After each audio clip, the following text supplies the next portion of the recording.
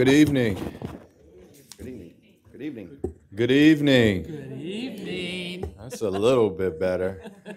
I just want to welcome you all to this evening's City Council meeting. If you would please join me right now in a moment of silence. We That do would the be roll. great. Oh, we got to take roll because we got council members here. See, made me nervous tonight. Madam Clerk, could you please read the roll? Mr. Jacobs? Here. Mr. Morrissey? Mr. Schimpf? Here. Mrs. Klein? Here. Mr. Amos? Here. Mr. Schmidt? Here. Mrs. Jewin? Here. All right, thank you. Please join me in a moment of silence. Hats off.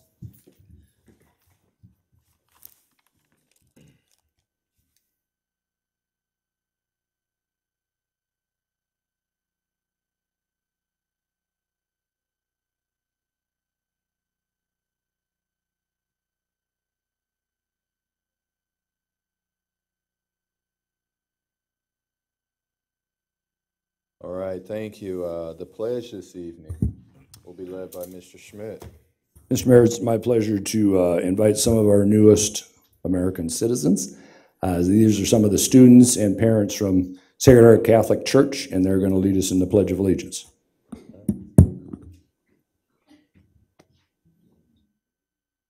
Who wants to go first? They can come in here. Do you want to come up here? Hey, John. John, why don't you bring all the kids, bring everybody up here. Bring the parents, bring everybody up. Good suggestion. I can get them under my touch. You start.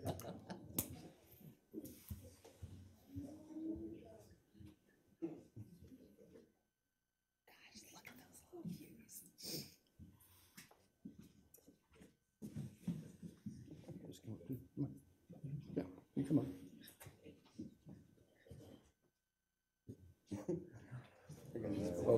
Turn towards the flag. Towards the flag. There you go. Okay, ready? Want to start? Okay. I pledge allegiance to the flag of the United States of America and to the republic for which it stands, one nation, under God, indivisible, with liberty and justice for all. Thank you. Good job.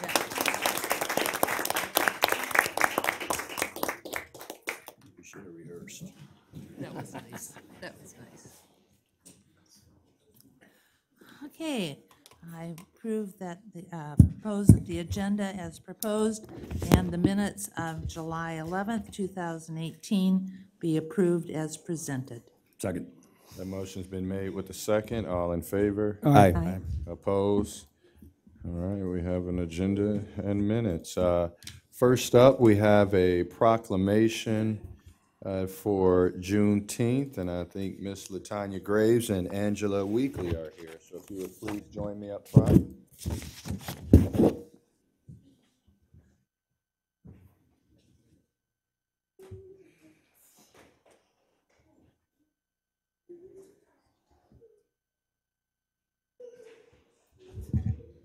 Yeah, great. Moved it out fast. They got a choir at church, yeah. Oh, that's neat. Can't understand it, but they got a choir.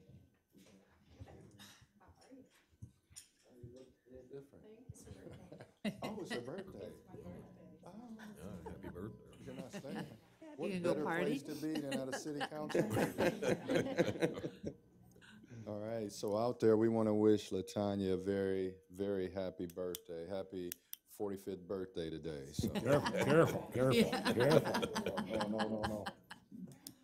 All right, City of Waterloo, Iowa proclamation. Whereas on June 19th, 1865, Union soldiers led by Major General Gordon Granger landed at Galveston, Texas to enforce President Lincoln's Emancipation Proclamation and declare freedom for all slaves. And whereas each year thereafter, former Texas slaves and their descendants joined in a celebration of freedom, and the commemoration became known as Juneteenth. And whereas across our nation, Americans celebrate Juneteenth, a day to reflect on the sufferings of slavery and to remember the joyful declaration of freedom. It is a time of rejoicing with family and friends and a time for planning the future. And whereas this celebration gives the opportunity to commemorate African American heritage, As we honor the courage and fortitude of our ancestors, we renew our commitment to combat injustice with the triumphant spirit of freedom. Now, therefore, I, Quentin Hart, Mayor of the City of Waterloo, do hereby proclaim June 23rd, 2018 as Juneteenth celebration, in which the City of Waterloo and acknowledge the many contributions of African Americans have made to our great nation. Today is that opportunity to recommit ourselves to confronting injustice wherever we find it and upholding the dignity of all people. By doing so, we protect the freedom and democratic ideals that will keep America strong for generations. That's a lot to do in a day. Okay, so this will be our 23rd annual Juneteenth celebration that is going to take place on June 23rd. And we will kick it off with a peace walk beginning at Cunningham School and ending at Sullivan Park. And then the festivities will begin at 1 p.m. And we have speakers and bounce houses for the kids and basketball games, food, various vendors. And then we're going to have some individuals speak that have lost a loved one to that was a victim of a homicide, and I believe it dates back to the early 80s. So family members are going to walk with us in that peace walk. I'd just like to add that we will also have, this year we want to recognize those who make a difference. We're given a couple of Courageous Leader Awards from the NAACP this year. One to an elementary student, a middle school student, a high school student, and 2 youth advocates, because we know that the youth are what is important in our community to make our community strong. So we want to make sure that those who work with the youth and those who are making changes to be their best selves are recognized by this award. So.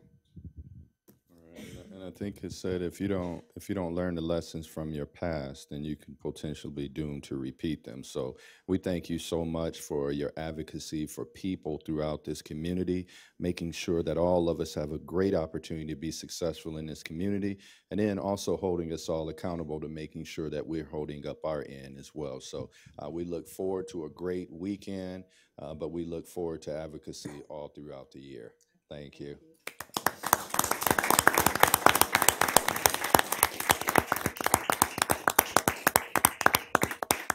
Did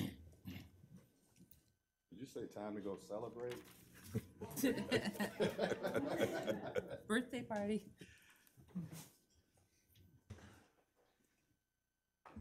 All right, thank you. We have oral presentations right now. We have 2, and then we have a presentation after those 2 by our, well, actually we have 1. Mr. Farr has an item for number 14 on the agenda, so we'll take it at that time. But we have right now Mr. Eilers. If you would please come to the podium. And it says water connection. 1205 Bishop Street, Dwayne Eilers. On the agenda, you have where you're going to assess me for the water turnoff. Is that on the agenda? Yes. We'll wait to that item. It's on the consent agenda, okay. Do you want that one pulled off separately? I'll just say what I got to say now, if it's all right. Let's pull it off. Let's pull it off, and then we can take that one individually, if that's okay. If you just wait just a couple seconds, please. Thank you, sir. What number is it?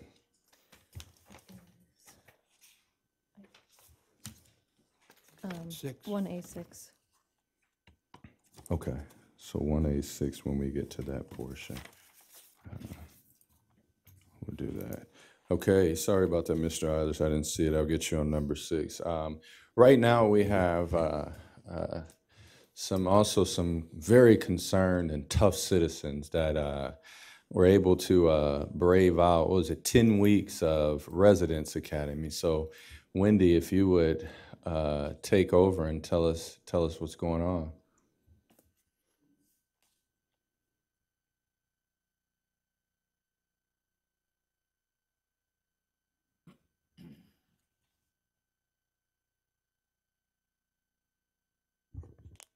Good evening, I'm Wendy Bowman, Communications Director, and I'm very pleased to report to you that we have successfully completed our first Residence Academy.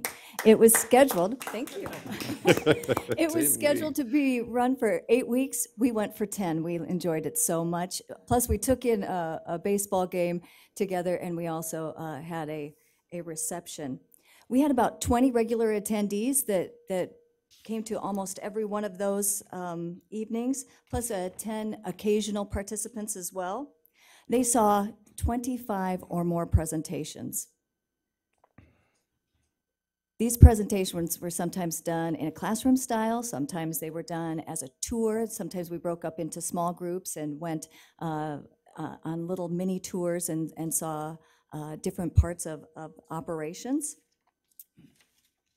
You'll see that there was a list of all the classes they did. I shared tonight some of the favorite photos.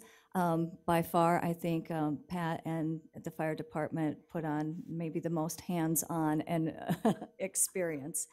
But I'm not going to talk too much about it. Instead, I had a couple of folks volunteer to give you their firsthand experience of what they learned in the Residence Academy.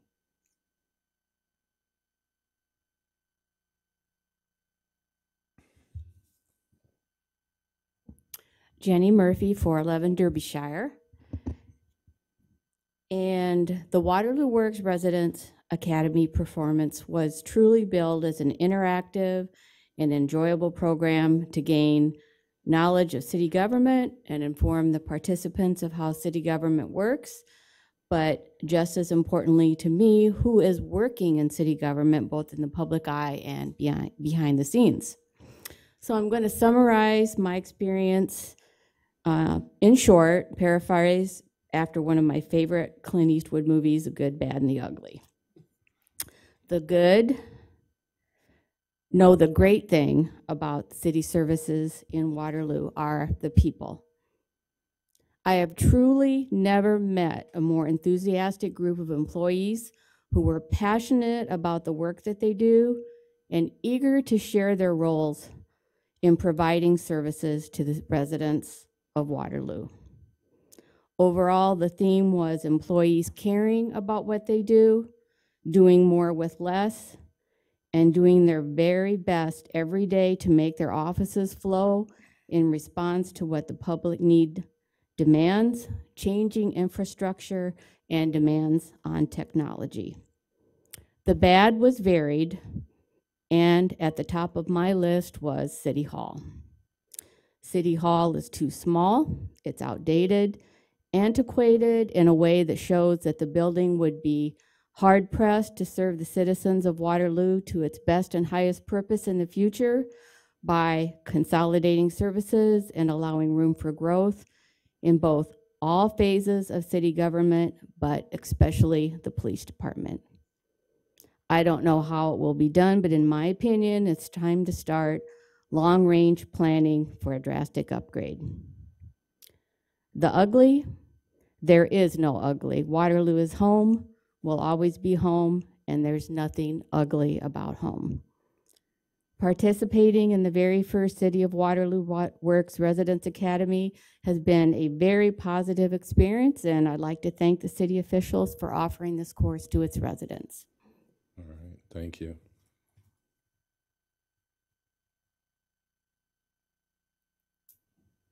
My name is John Hayes. I live at 110 Sunset Road in Waterloo here, and I just would like to start and just make a couple of points. First off, I want to say thank you to everybody. I know there was a lot of people who worked after hours to make sure that this was a possibility for us to go to this class, and it was really an extreme honor. I think everybody that lives in the city should have to take this class. You learn about, we've been to the airport, we met Keith, I can't list them all, but my favorite, I got to operate the Jaws of Life at the fire department, which was absolutely amazing. We learned a lot of stuff that we didn't know. We got great water. For example, it's nice to know when something happens, like when we have a huge snowfall coming, and now we know what happens at Public Works 12 hours beforehand. just stuff like that. As you drive under a streetlight, you can think about, how big a streetlight is in person. Just so many things like that when you're in the city that you don't appreciate or you take for granted. We learned just about everything that we could on how things run in the background, and I think it was absolutely amazing. Wendy asked us last night what the goods and the bads were, as she kind of expressed some stuff. My concern is, I think that next time the council plans a budget, I think that some more time needs to be spent with department heads. I think, and I'll say this to start with, I don't think nobody complained about, a tough or a low budget in their department. However, it was some of the questions that a lot of us asked, just because it was part of educating ourselves. And I think a lot of them are a little strapped for cash on certain areas. And I think sometimes, as we lower our property taxes or even keep them steady, at what cost do we want to do that? Just to, kind of give you an idea where we're all coming from, that all of us that took this class. So with that being said, again, I wanted to thank everybody for letting Wendy take care of this and put this on, and it was a pleasure, and thank you very much. Thank you. Hello. Hello. Lynn Eldridge, 949 Ohio Street. I don't have a whole lot more to add than what these folks have already added, but what a great opportunity. Thank you so much for letting us do it. Thank you to all the department heads, to all the employees. Gosh, I think probably what I took away from this the most, that will stay with me the longest, is how dedicated the city employees are, not just for showing up and staying till 9 o'clock at night, just so, those of us who don't know anything about city government, shame on us, could learn more. But they're so passionate, like just everybody, not just the department heads, but all the employees, the guys who drive the garbage trucks. I mean, it was such a joy to listen to them talk about their job and how much they love this city. I mean, it's just absolutely crazy. So again, I don't have a whole lot more to say. I do think that's something we really need to work on, and the mayor and I have kind of, well, as a group, we kind of discussed this.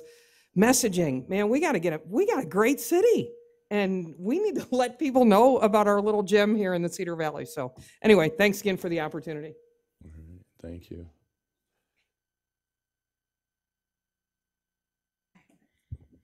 Debbie Shootman, 512 Home Park Boulevard. I'd like to reiterate what the rest of them have said. This was an excellent opportunity. It was an amazing experience.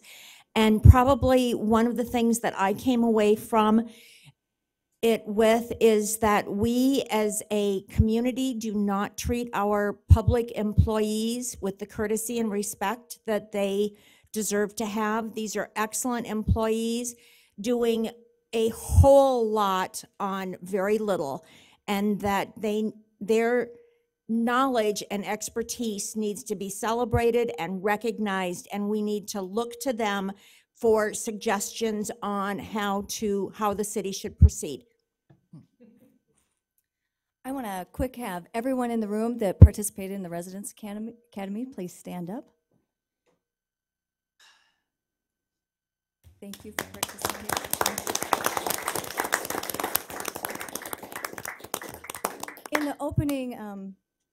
In the opening session, I shared with the group something called the four-way test, and told them to keep it in mind during the course as we proceeded. The four-way test goes like this: is it the truth? Is it fair to all concerned? Will it build goodwill and better friendships? And is it beneficial to all concerned? And what we did in this course, we built goodwill and better friendships. We accomplished that. And so in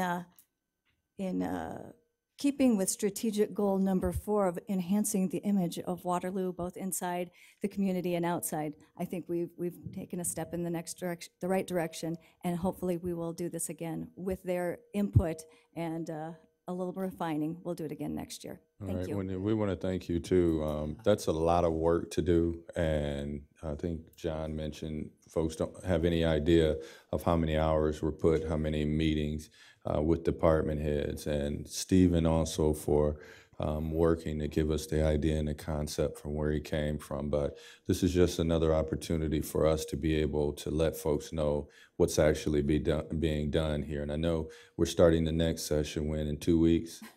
Ask them. No, I know it'll be a little while, but as you said, you got some good feedback on things that can be changed moving forward. But it was just an exciting time to see our residents so engaged with what takes place down here. So it's a lot of unsung heroes, but we appreciate your work, and all of you for spending 10 weeks at about, 3 hours, 2.5, 3 hours per night. That's incredible. That's incredible. So thank you all.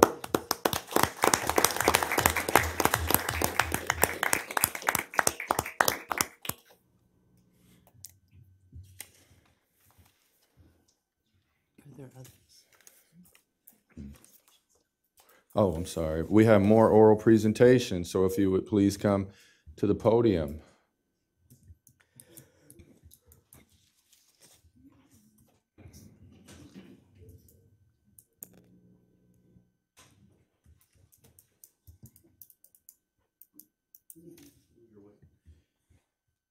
David Dyer, 3145 West 4th Street. I was one of those participants of the academy, and I am blown away by the facilities we have and the dedication of the people that we have. I guess I had to stand up and say I challenge every one of those that went to the academy to come to the council meetings and continue to participate, because they will have some more eye-opening at council meetings. Thank you. All right. Thank you, Mr. Dreyer, for being there as well. To all of you, thank you.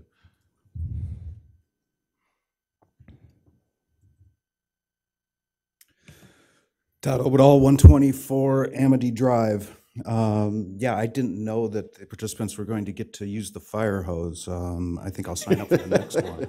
That looked like a good time. I am rising here to make a statement. I've asked some questions the last couple weeks and I haven't received answers. So any question phrasing I make here will just simply be rhetorical. I asked previously about the taking of the solid waste from Applington. Was told in open city hall meeting that there was 288,000 gallons that was taken in by the city of Waterloo. I took it upon myself to go out to the city of Applington and talk to the people out there. They delivered 228,000 gallons to us. And further research and asking many people that have things to do in the industry and farming, in government and the private sector, I was very surprised to learn that the testing for the loads does not happen at the wastewater plant. In fact, it happens at the source.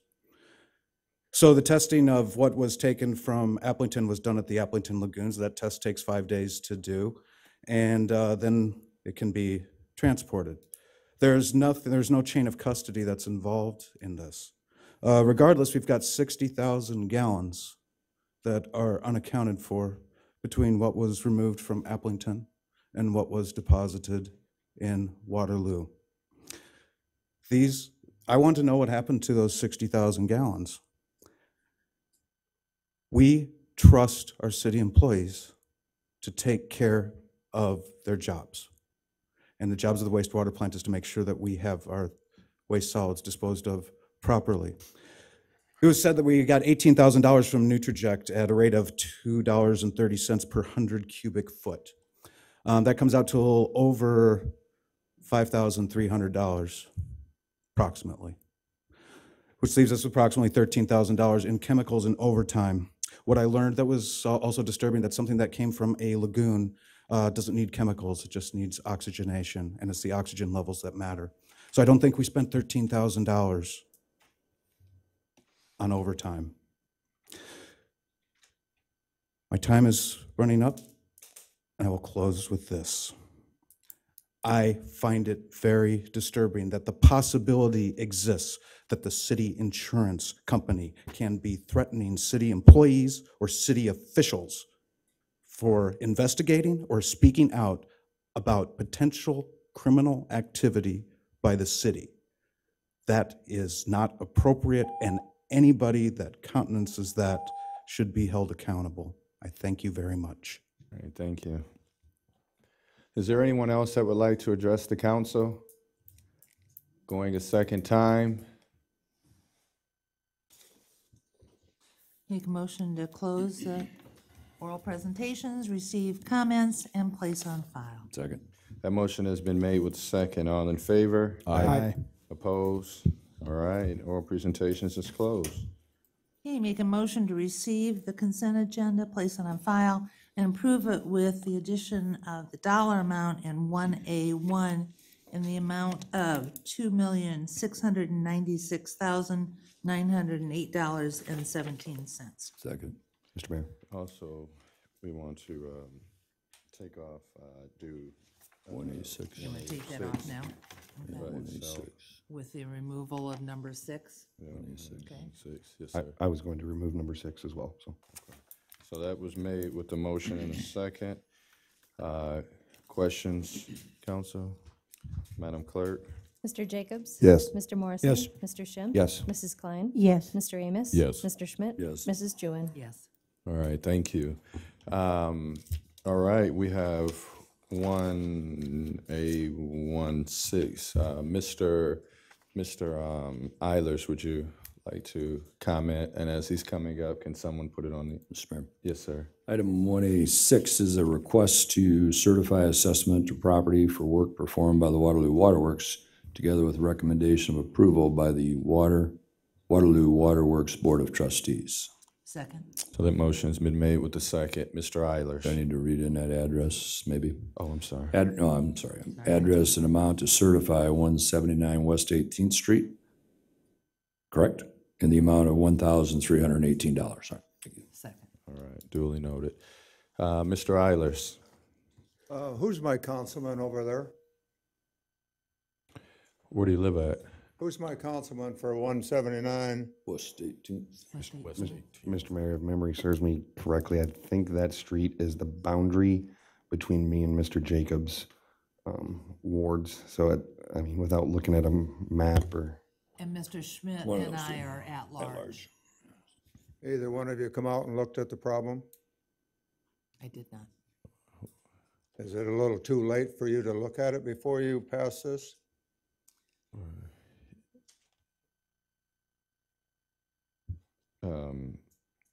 I brought up all the things about it last time I was here. So, Nobody said nothing, nobody came out. So how do you fix a problem in the city if you don't come out and talk to the people and take a look at the situation?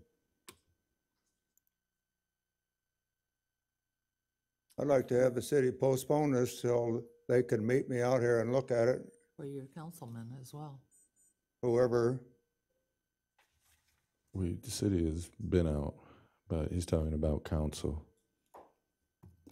So, Mr. Schmidt or Mr. Jacobs? all right, keep going, Mr. Eilers, or, Well, you don't want me to say the city's neglecting me and how many other people. If you read the newspaper, there's people complaining about city councilmen not coming out and talking to them and trying to go over the problem or situation. I'm not the only one. There's a whole lot more in Waterloo that are complaining. I walk the streets, I talk to every common person there is out here, and there's a lot of them complaining. So if you don't get your council people to come talk to you or at least see what the situation is. Now, I believe that this problem is the city's problem, and that's my opinion. But nobody else has come forward other than to say, you're going to pay for it. So why should I pay for a problem that hasn't even been looked at by a councilman, even the mayor? It's only 6 minutes or 8 minutes that way to take a look at that problem. And then you can say, kiss off or pay the bill. So like I said, I'd like to have you postpone this till you have a chance to come out and look at it. I'll meet you whenever you want. But right now, according to the way things look and the way that things have been going, and this is not the only problem. The other problem is with the city attorney telling me, well, just sue you. If you don't like it, sue us. Well, that's the second problem, and another problem behind that too. So if you don't come out and look at the problem, you're just telling us common people, that's too bad.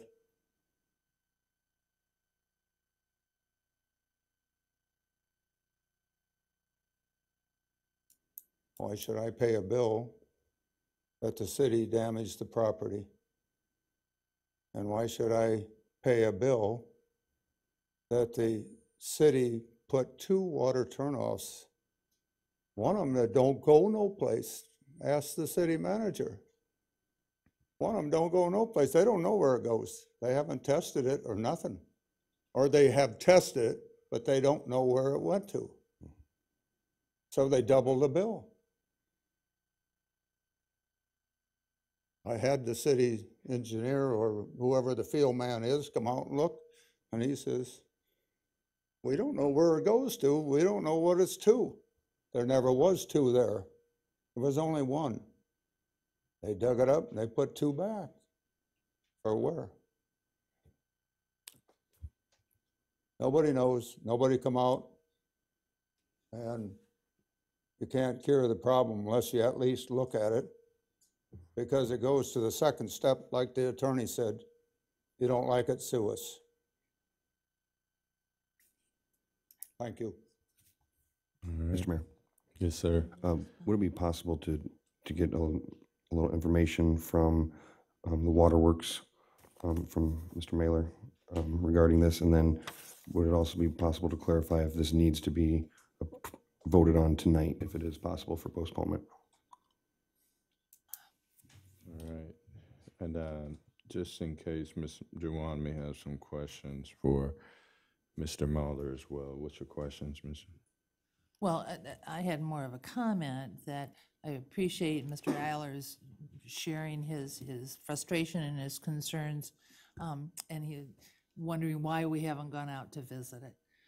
Very honestly, I had to count on, and I think many of the others had to count on the expertise that we have in City Hall. And I've been very diligent in asking the waterworks about the issue and their concerns, and I've been very satisfied with their investigation of the issue, which is much more professional than mine would be, and their answers. So thank you. Mrs. Klein, is there anything that Matt can answer, or you have just a... I just wanted to echo Mrs. Councilman Juwan's remarks. I had a meeting with Mr. Mailer, and we went over this, and it is answered to my satisfaction. I do not see what looking at a valve that is in the ground right now, I don't see how that will show me the history of anything. But I have listened carefully to both sides, and I support our city staff. All right, thank you. Mr. Mahler. Matt Mahler with the Waterworks. So speaking on the 2 pave boxes, the plumber that we hired went out and excavated. He's right, there was just 1 pave box there to begin with. And so our plumber excavated down, they removed the sidewalk, they dug down to the pave box. And in excavating, they found a second service line running parallel to the first one. And the important thing is that that service line was in the on position. So it was an active service line, which means there's water flowing to it and through it. And the water line was right next to the service line that we were going in to fix. And so that means, which is going on to this 179 West 18th Street property. And to say that we don't know where it is, the service lines are property of the customers. We don't put them in, so we don't have an exact handle of where they route to. We do have a correlator that it latches an electrical current onto the service line, and then we have a metal detector that we wave over the ground, and that sets a charge through the pipe that comes up through the ground, and we can trace where that service line goes. But this service line, the second one that came up, runs underneath a duct bank that has a telephone wires in it, and the metal of those wires scrambles the signal of our locator. And so that's why we don't know where the service line goes, because once we go over that duct bank, we lose the signal. So, but it does run parallel to the service line for 179 West 18th Street, which is going straight onto the property. which is why it stands to reason that that service line goes somewhere onto that property rather than to somewhere else other than 179 West 18th Street. Also, in order to repair that second service line, so that second service line was not at the sidewalk level, but when we dug down to it, we uncovered it. So in order to fix that second pave box, all the work that needed to be done was to purchase the steel rod that goes over it and sits on top of it. The plumber was already having to dig down to the first one, already having to set that other steel pave box rod and then backfill back up to the sidewalk. So the only extra work that was necessary to install that second pave box was just to purchase it from the equipment supplier and set it on that second service line. And those pave boxes cost approximately $30. So that was the additional cost of that second pave box, which the reason why it was repaired was because since it was an active water service line, if we ever had to go out to shut off wherever service goes, we would have to excavate down again to fix that one. And so as long as that pave box was exposed, it made sense to fix it at that time. As far as if there's a timeliness to this, there isn't. It could wait till next week. But that's council's decision. How much time have you spent on this? I mean, you've had folks that have gone. You've gone directly. Folks have looked at this, researched this. The city staff have looked. Waterworks has looked. But how much time have you spent on this? A couple days, I would say, since March. Right, so this isn't something that came up tonight. This has been careful research. Mm-hmm. No, that's accurate. No. All right. Any other questions for Mr. Mahler? Mr. Mayor. Can I comment to his answer? No. Because that answer, the answer he gave was the time he spent. So no one can evaluate that time but him. Mr. Morrissey. Yes, Mr. Mayor, I'd like to ask Mr. Mailer why this was initiated in the first place, why this action was taken. 179 West 18th Street is owned by Mr. Eilers, but it's rented to a tenant. And I can't speak to the specific of the tenant's account, but it was in a condition where it needed to be shut off. And so a Waterworks employee went out to shut off this valve that goes to 179 West 18th Street. And that valve that we shut off was a tool that we open and close to start and stop water service. That valve was broken. And so since the valve was broken, we couldn't incentivize the customer to bring their account in order. And so the pave box is the property of the property owner, which is how this ended up with Mr. Eilers being responsible for the repair. Okay. Okay, so this is something that needed to take place. Yes. Okay, and what would be the reason for that second service line being? Why would it be there? Just conjecture or speculation? Well, it's an active service, so it's an open valve. So it's a service line to a property, whether it's a building or a hose bib or somewhere on the property. It's an active water service. So it could go to 179? Yeah. That's why, because it was right next to the 179 West 18th Street pave box that we were fixing, running straight from the water main towards the property. Okay, and could it have been shut off permanently? The second service line? Yes. It could have been, but without knowing where it went, we didn't want to touch it and then find out and create more problems. Yes, and it could cause problems to whoever. Okay, but by adding that second pave box, it only added $30 to the cost of the bill for 179 that was originally there for just one pave box? Yes. So it's $30 additional is all? Yeah, and that was because all the other work had to be done to get down to the first pave box anyway. Okay, thank you. Take a look at the bill, it's $300. Mr. Sherbine. The extra meter, or the extra turnoff. Mr. Sherbine. $30. John Sherbin, 1715 Robin Road. I don't want to get in the middle of any of this too much because I'm not an expert, but I do know one thing. I used to plow snow. And this is where this started. The city plowed the snow off the sidewalk and broke that valve.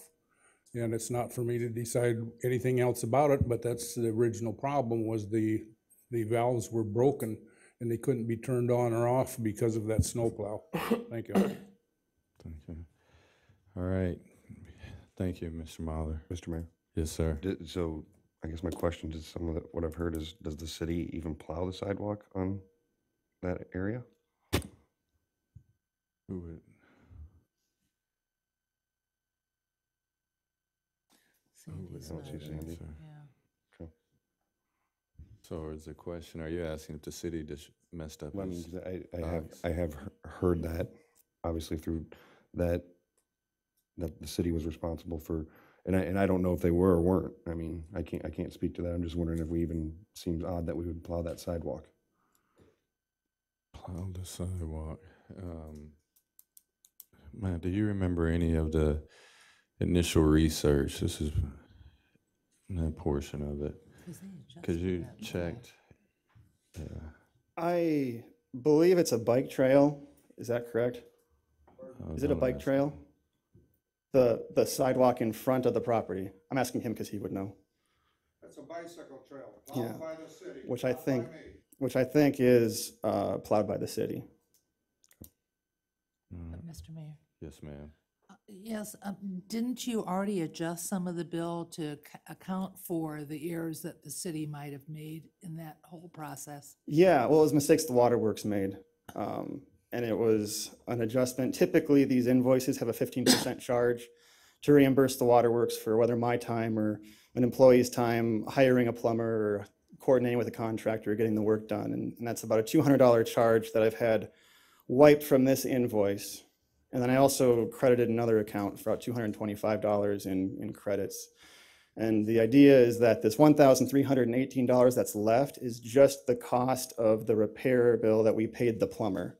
So it's only the pass-through cost looking for reimbursement from what we paid the plumber to make the repair. Mr. Mayor? Yes, sir. So does that $1,318, that includes the $30 for the? Yes. Do you have that in front of you? What, the invoice? Yeah. No, Okay. no, I don't, I'm sorry. It doesn't go to my property, the second one. The street maintenance guy that was there when I was there said it run out in the street and they weren't gonna tear up the street to find out where the second valve went. Do you have any more questions? All right. Thank you. I'd like to make a motion to approve. It's our, Is it our- Mr. Schmidt. I Oh, did believe, you already make, read I'm that's sorry. in there. You And I seconded it, okay. All Then, right. Mr. Mayor, I'd like, can I amend this? I move to amend the amount to $1,288 so that, that $30 is not placed on there. Second. All right. Motion's been made with the second to amend it by $30. Madam Clerk?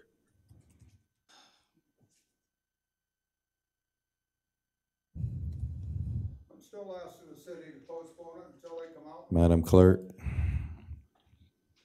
The only voice we'll hear. Mr. Morrissey? No. Mr. Schimpf? Yes. Mrs. Klein? No. Mr. Amos? No. Mr. Schmidt? Yes. Mrs. Jewin? No. Mr. Jacobs? Yes. Motion failed. Does it fail or carry? It failed. All right. Madam Clerk? So let's make sure we know what we're voting for, please. For the original motion, the $1,318. Mr. Schimpf? No. Mrs. Klein? Yes. Mr. Amos? Yes. Mr. Schmidt? No. Mrs. Jewin? Yes. Mr. Jacobs? No. Mr. Morrissey? Yes. All right, thank you. All right, let's move to the regular agenda. Someone take number 2, please. Mr. Mayor. Mr. Schmidt. Item number 2 is a motion to receive and file proof of publication of notice of public hearing, and that's for the General Aviation Apron Pavement Reconstruction Project at the Waterloo Regional Airport via FAA grant project number 3-19-0094-0046. Second. That motion's been made with the second. All in favor? Aye. Opposed? All right, the hearing is now open. Is there anyone that would like to speak to this particular item on the agenda, other than Keith? Going a second time. Mr. Mayor, I make a motion to close the hearing. Second. That motion's been made with the second. All in favor? Aye. Aye. Opposed? The hearing is now closed. Mr. Mayor, I'd like to adopt a resolution confirming approval of plans, specification, form of contract, et cetera. Second. A motion's been made with the second. Keith, you want to give a 30-minute flight? Second, 30 minute- second, 30 second. A 30-second flyover on this. Oh. I've never been known to be brief, but good afternoon or good evening. Today, Mayor. we'll cut you off today. Good evening, Mayor Hart and City Council, Keith Casper, Airport Director. We opened bids last Thursday, and while we feel that there are bids sufficient to support the award, in discussion with AECOM staff and some regional officials with the FAA, and they do support us not proceeding with this project. All right. Engineer's estimate was $450 some odd thousand, if I can blow up my phone here. 442,185 for a total of 454,990. The low bid on the project was over $200,000 higher. And so what we're going to do is we're going to fold up this project for this fiscal year. And we're going to roll this project into a fiscal year 2020 project that'll allow us to provide a higher scope or a larger scope of work when we combine it with fiscal or taxway Bravo reconstruction. All right, thank you, sir. You bet. Madam Clerk.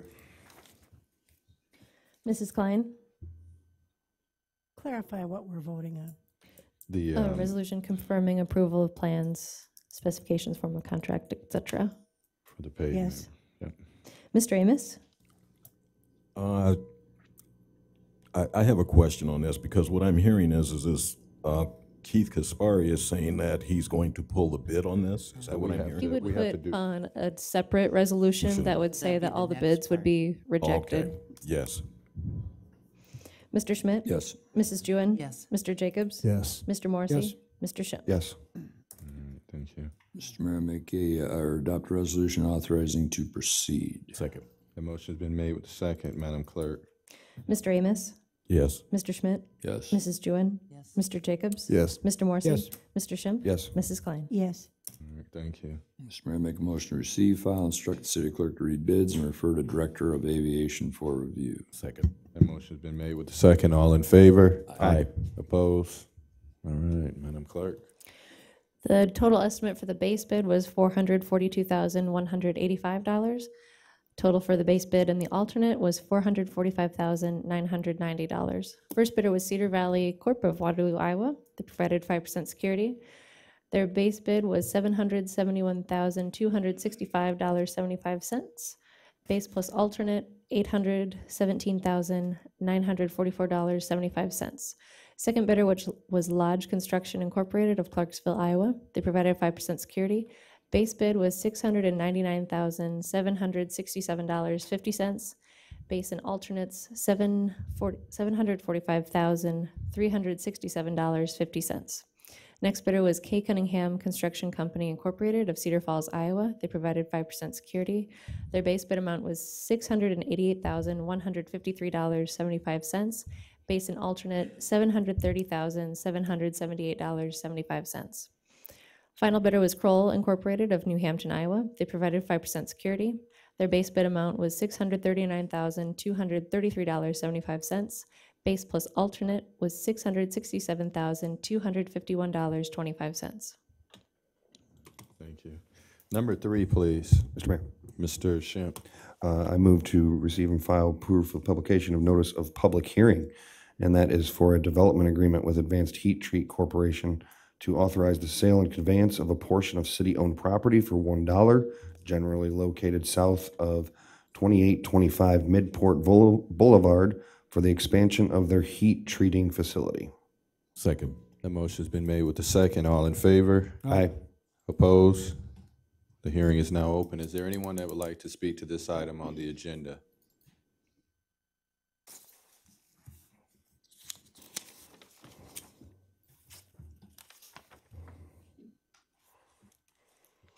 Forrest Dillevue, 1725 Huntington Road. I do approve of development. However, this is in the urban renewal TIF. The taxes that they pay is very impressive. However, it will never pay a policeman or a fireman because urban renewal TIFs have not been allowed to expire in Waterloo. There is no sign that they will ever expire. So if they need another policeman or another fireman, their taxes will not help pay for that. The only thing it might pay for is if there's some infrastructure, it might pay for it. But if we have to plow an extra street or if we have to do anything, that all will fall back on the burden of the taxpayers who are already paying for everything.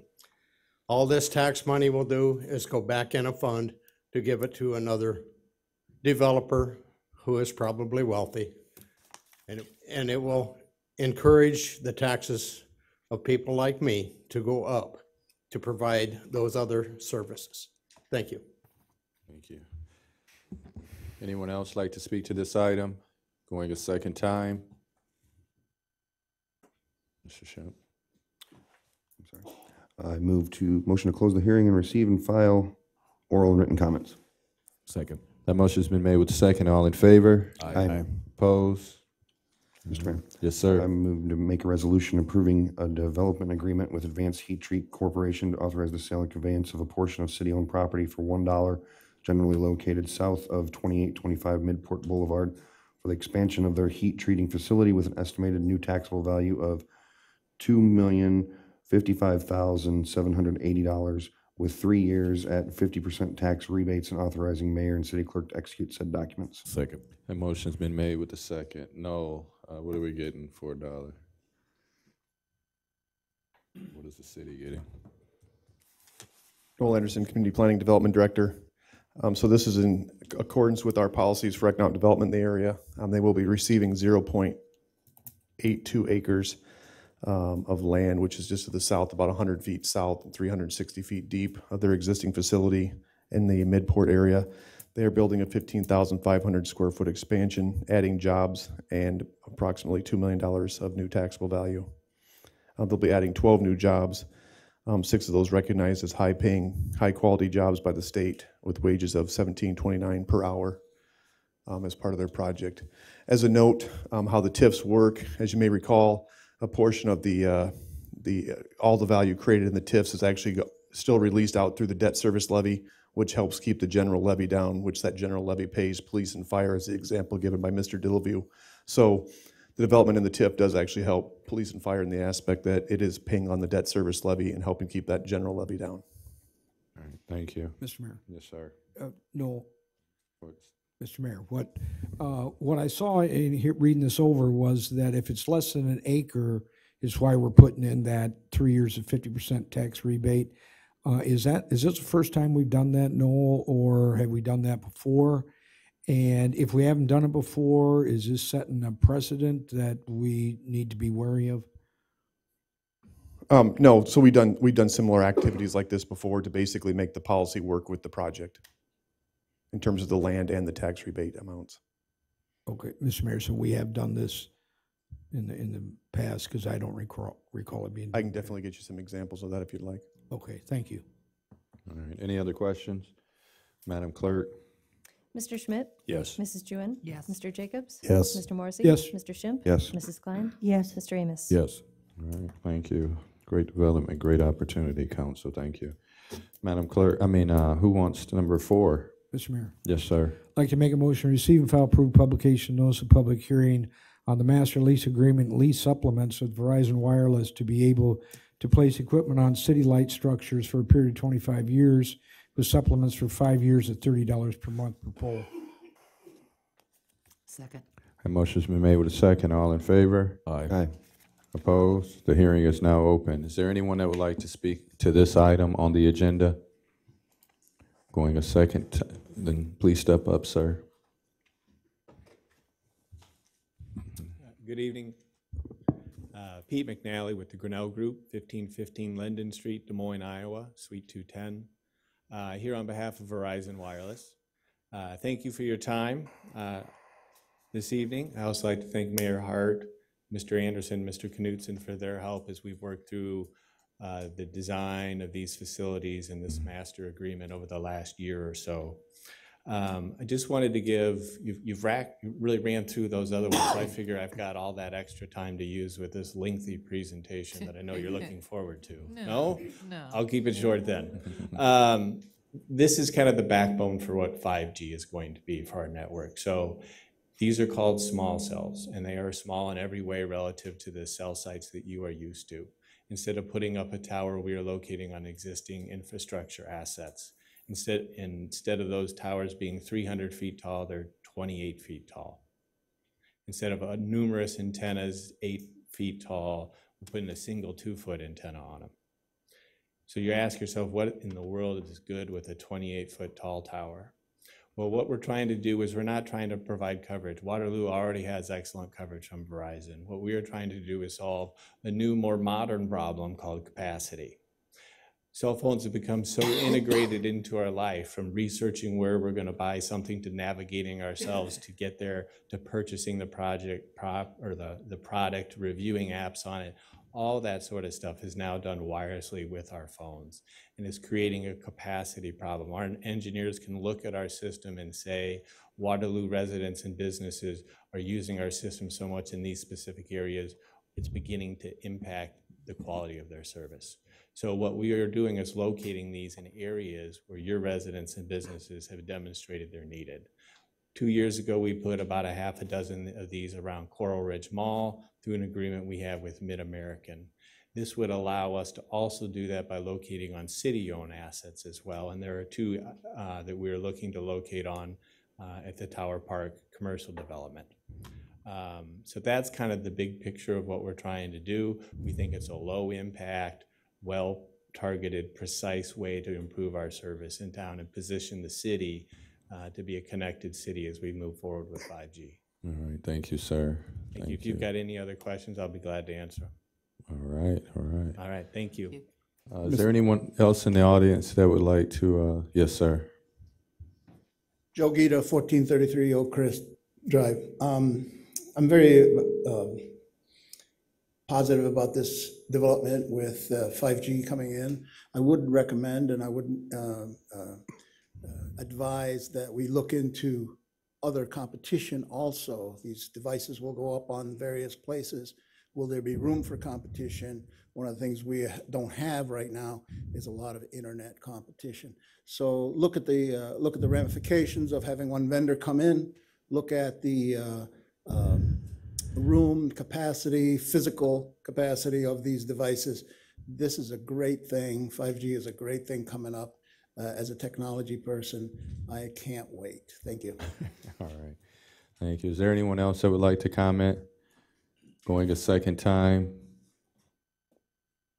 Mr. Mayor. Yes, sir. I'd like to make a motion to close the hearing, receive and file oral comments. Second. The motion's been made with the second. All in favor? Aye. Opposed? The hearing is now closed. Mr. Mayor. Yes, sir. I'd like to make a motion to adopt a resolution approving lease agreement with Verizon Wireless to be able to place equipment on city light structures for a period of 25 years with supplements for 5 years of $30 per month per pole, and authorize the mayor and city clerk to execute said documents. Second.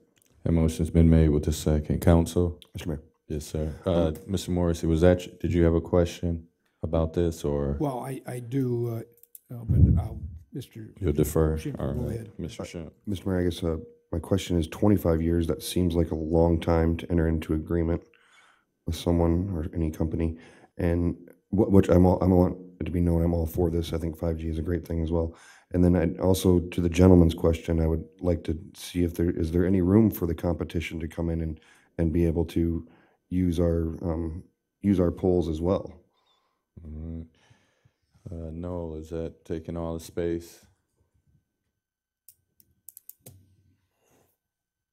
Noel Anderson, Community Planning Development Director. So there is nothing in there that gives them exclusive rights to it. So obviously if there was some more technology to fit on those poles, they could. The city does have over 1,800 poles ourselves. And of course, then there's also Mid-American poles and privately owned poles. So there's a lot of poles throughout the city to provide for different companies to have different systems out there. So is this device so big only one can fit on the pole?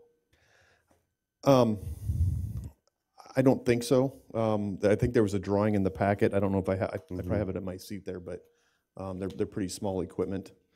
I don't know, Pete, if you have any answers on that, if they could put it on different sides of the pole. You could co-locate multiple companies on the same pole.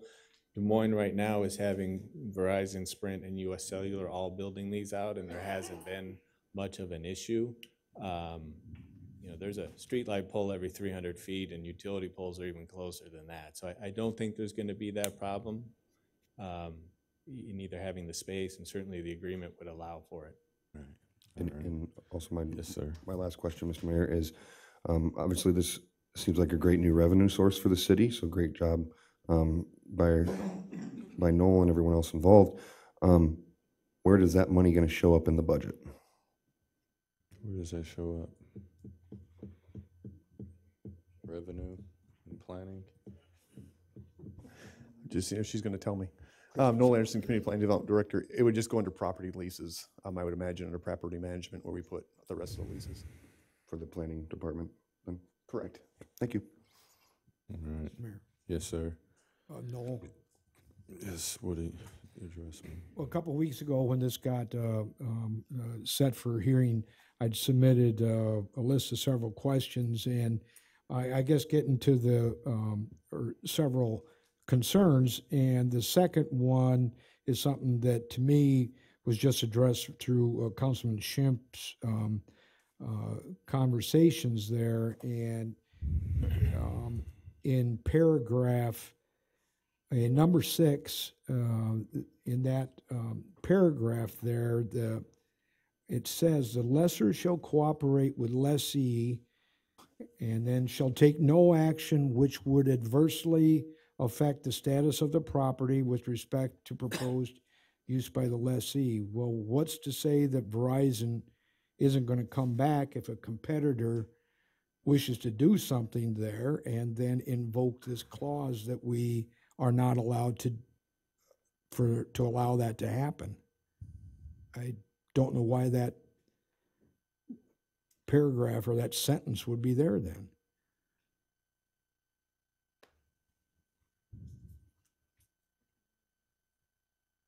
Number 6. First sentence. So we have been working with the city attorney's office, specifically with Mr. Wendland. Mr. Wendland notes the cited language is intended to say that if they have to do repair, replace, or make upgrades to their equipment, they can do so without having to pay more rent.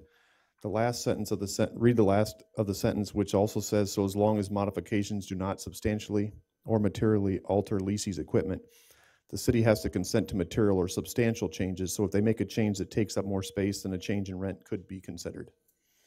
And then later in the paragraph, it's where it reads, the lessor shall cooperate with the lessee and shall take no action which would adversely affect the status of the property. And all I'm saying is, with the discussion that just took place, how could there not be a case made that whatever some competitor is doing is not adversely affecting the status of Verizon's property?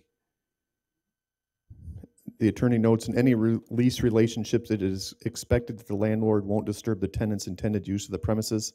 That's what this addresses, especially as it relates to the eligibility of the site for any necessary government approvals. Since the government approval is really the city's permission to locate, this provision is essentially a nullity anyway, but is part of Verizon's form document that they also use with utilities or private property owners. So you're saying that will not happen?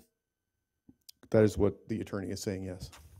Okay, and Verizon concurs with that, Mr. Mayor? Did Verizon have a copy of this development? They have a copy, yes, of the form. Did you hear any objections from Verizon about? We have not to date, no. Is Mr. Mayor, the representative is here. Could he speak to that, Mr. Mayor? Do you have any problems with the development agreement and the issue identified? We do not have any problems with the agreement as the way it is written. One point of clarification is that the master lease agreement is just that. It is a master agreement that sets forth generic terms that will be used. It does not bind either party to any particular location. That is handled separately by a supplement so that over time we can add and remove individual sites as both parties agree. If one of the parties doesn't agree to add that site, we don't get to add it. So as we move forward over time, each location that Verizon wants to attach to, you need to approve separately by the city. You have that control, I guess is my point. Okay. Any other questions, Mr. Morrissey? No, at this time, thanks, Noel. Mr. Mayor. Mr. Jacobs. I had a question for Mr. McNally. I have heard some health concerns regarding the larger cell phone towers. Are there any suspected or known health concerns over these small cell towers?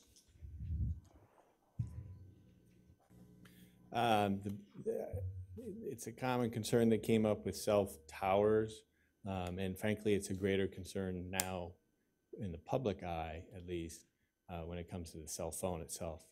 But if you go to the American Cancer Society, they have some good information that you can reference there, where they've determined that the cell sites are fine.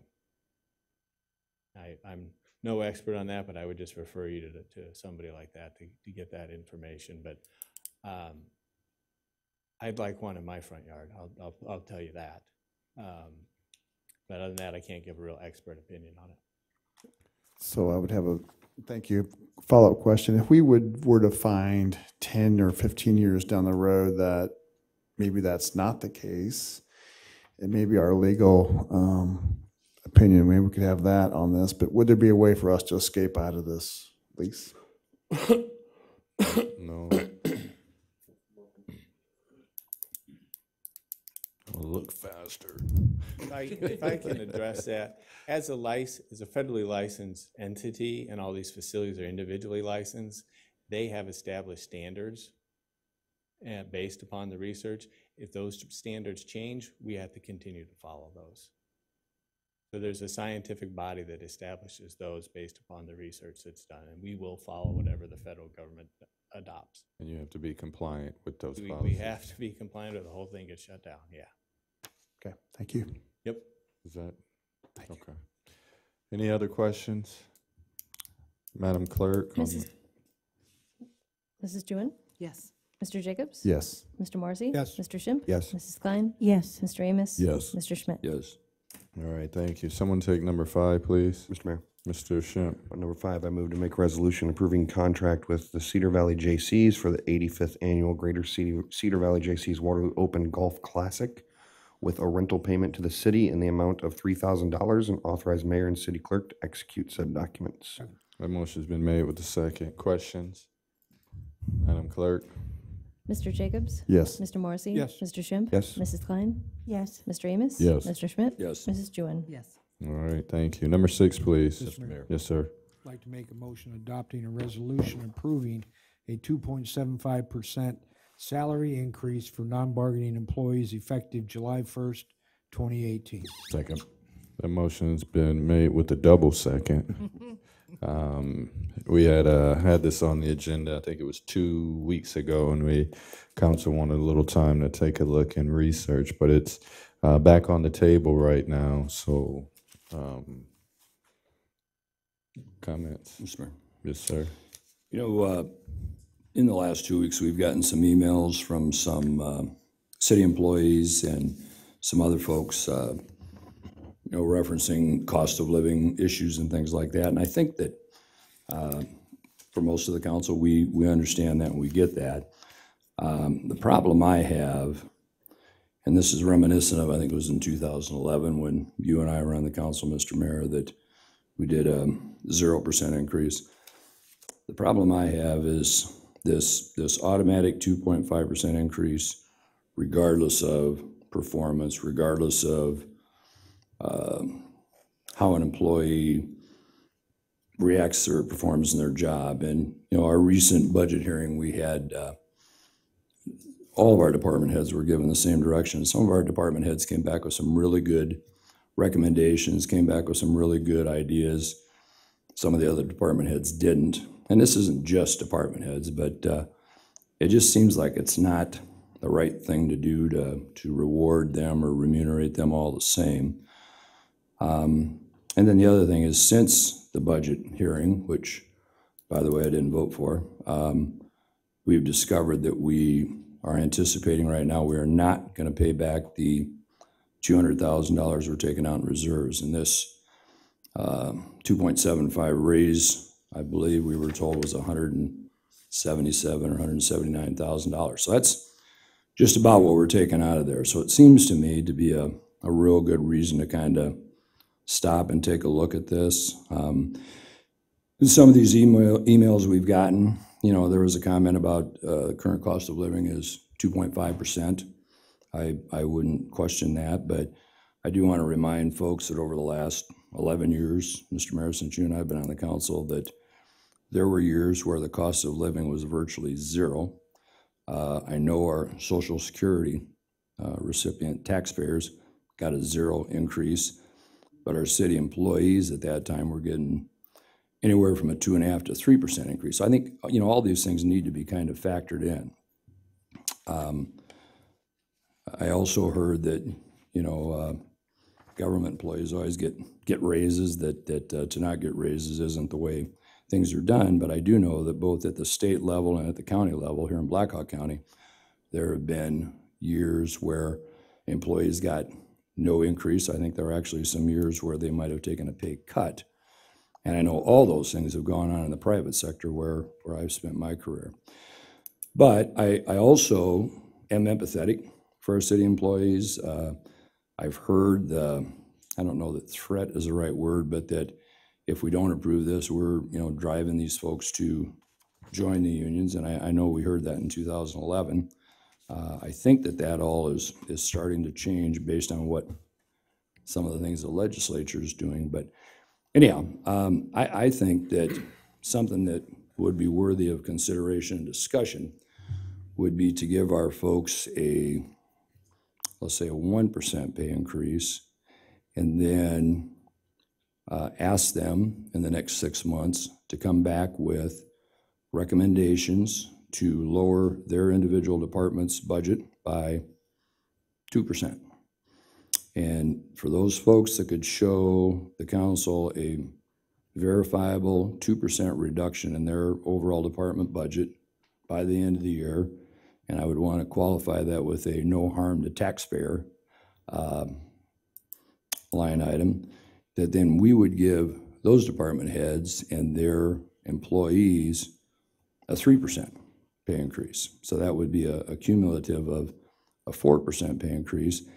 And I believe the numbers will show that if we did that, for those departments that were able to reduce that amount of budget asking, the savings would more than offset that 4% pay increase and would add additional money to the budget. So I would request that we consider that and maybe take a look at amending this resolution. All right, thank you, Mr. Schmidt. Is there anyone in the audience too? I forgot to ask. Folks want to speak? Yes, sir. Sorry about that. Joe Gita, 1433 Oak Crest Drive. I was one of the Academy students, and I was not allowed to speak, probably rightfully so. But one thing that struck me in this tour of the departments, there was one thing that struck me every single time. And the impression was, and maybe not verbally spoken, but the impression was, we're understaffed, we're under budget, we're understaffed and underfunded. I think it's very important as a business consultant, I would say that if your staff is saying they're underfunded and understaffed, then I would look into it. I'd do some studies. I'd go in there, because just because they say they're underfunded and understaffed doesn't mean it's so. But if the perception is that, it's up to management to go there and find out what's going on. If they are underfunded and understaffed, then it's your job as managers to go in there and fix that. One of the ways not to fix it is to make them underfunded even more. And one of the ways to fix employees if they are not underfunded and not understaffed is maybe try some efficiency programs, maybe some more education, maybe some proper communications, comparison to other jobs, what are they making, what's the other cities doing. I think it's a mistake that we immediately jump on, please lower your budget, and then we'll give you a raise. I think that's a mistake. Thank you. All right, thank you.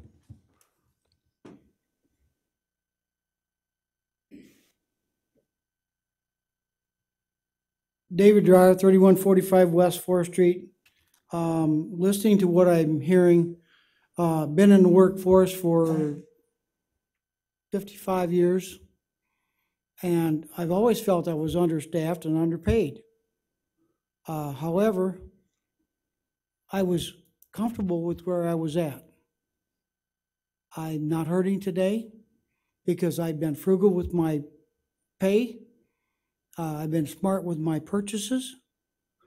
And I just don't see that because you're a warm body that you need to get a raise every year. We don't get it on Social Security. I never got it when I was in the workforce. I had my own business, and I was the last one to get paid, and sometimes didn't, because there wasn't enough money to go around to pay me. So I don't understand why we continue to think that because it's a government entity, a city, a state, a federal government, that we need to continue to give them an annual raise other than on a merit basis. And there are people out there I've observed it, that, I'll say this, work for the city that should be on the street looking for a job. Thank you. Thank you. Is there anyone else in the audience before I move to council discussion? All right. Council. Ms. Juwan. Yes, Mr. Mayor. I must admit I'm a little frustrated and somewhat angry. In March, we as a body agreed to a compromise budget.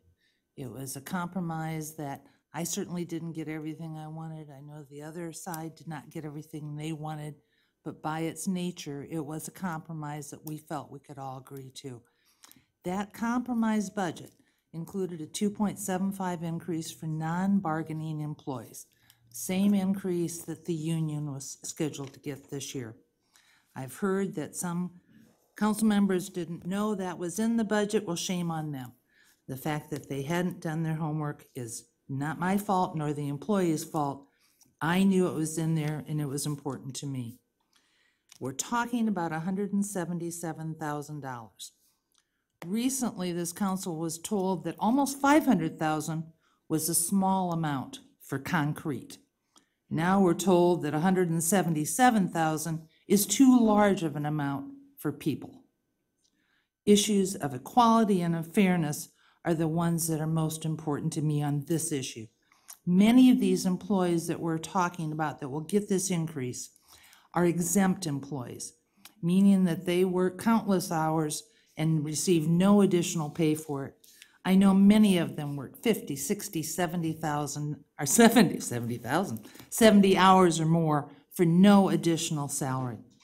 And we risk the possibilities of workers earning less than, or earning more than the supervisors they report to if we do not move ahead with this increase. And please be aware and be assured that prospective businesses and employees are watching, and we're letting them know not to trust our word. We're telling them that we don't value our employees and that if we make a promise, we might break it. For me, it is totally about trust. And if we don't honor our word, if we don't make the commitment that we said to each other we would make, then I've lost my trust.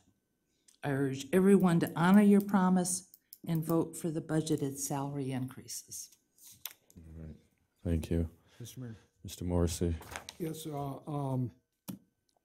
as a follow-up to Council Member Jewin, and in support of what she's talking about there, on a 5-2 vote, we approved a budget that was inclusive of those 2.75% raises for non-bargaining city employees on March, I believe it was March 13th. So the dollars are there in our budget, and it's an approved budget. And one of the things that all of us as council members are, an expectation that is on each and every one of us, Mr. Mayor, is that when we pass legislation, including the budget, that then becomes the city's, that then becomes ours to support, even if we disagree with it. A minority, I was in the minority, I voted against that budget, but I know that it is a budget that I am expected to support, not to undermine. And if there's attempts to undermine something that's in the budget that was a compromise, I want to remind people of the word compromise. It was what was promised to the non-bargaining unit people was that 2.75% raise. Compromise, which was amongst those five, the word says COM and then promise. It's a promise that is made together to come to an agreement on an issue where there is major disagreement. Compromise is a promise that was made amongst ourselves, those that voted, the five that voted, made amongst ourselves to do the raises as budgeted as they agreed to budget. We go back on that. Basically, what this council is telling people is that we'll do whatever we want. That is a breach of trust that we should not go down that path anymore. All right, thank you. Anyone? Mr. Mayor. Amos. I am totally in support of this 2.75% increase from a standpoint of when you look at our city, the things that are going on, the improvements that have been made, all of these things are being done by this staff. This group of people who have, you heard it from the individuals out there in the audience who did the academy. Our employees are passionate about what they do for this city. And I think it is totally wrong to try and take away something that we did promise to those individuals. All right, thank you, sir. Anyone else? Mr. Mayor. Yes, sir. Thank you. 2 weeks ago, I asked to postpone this resolution, and I asked to postpone it for a number of reasons. Those reasons didn't involve influence from any other council member or any member of your office. Some of the research that I did do is I called other cities. I called a few other cities in the Midwest that were roughly about the same size as Waterloo, whether that be square mileage or population, to kind of get an overview of what happened in their city. Several of those cities told me that the employees who answered the phone were oftentimes non-bargaining employees, and they told me that they hadn't received a raise. And I think it was one city in Muncie, Indiana. They hadn't received a raise in 9 years, one of the clerk's office employees told me. But during my research, I was often referred to several times back to the cost of living adjustment. And at times, some folks that I confided in, they referred to similar government reports that were relevant to the cost of living adjustment, and yet they couldn't identify what those reports were or the documents or the government agency that released that report. So my research continually goes back to the Social Security Administration, which this last year did give a 2% increase to individuals on Social Security. I think the city has amazing employees. I think we have employees and department heads who are making innovative initiatives. These employees are finding efficiencies. They're working smarter, not harder, securing private funding for things, whether that be through community grants, federal exemptions, or local private partnerships. But at the same time, there's also been some employees that have been taken to task with the council in the 5 months that I've been on here. I think from a human resources perspective, we're desperately in need of pay ranges, and we need to look at updating the employee handbook before we get to that discussion later on this fall. So at this time, Mr. Mayor, I will refer back to the cost of living adjustment, and I will move to amend this to 2.0.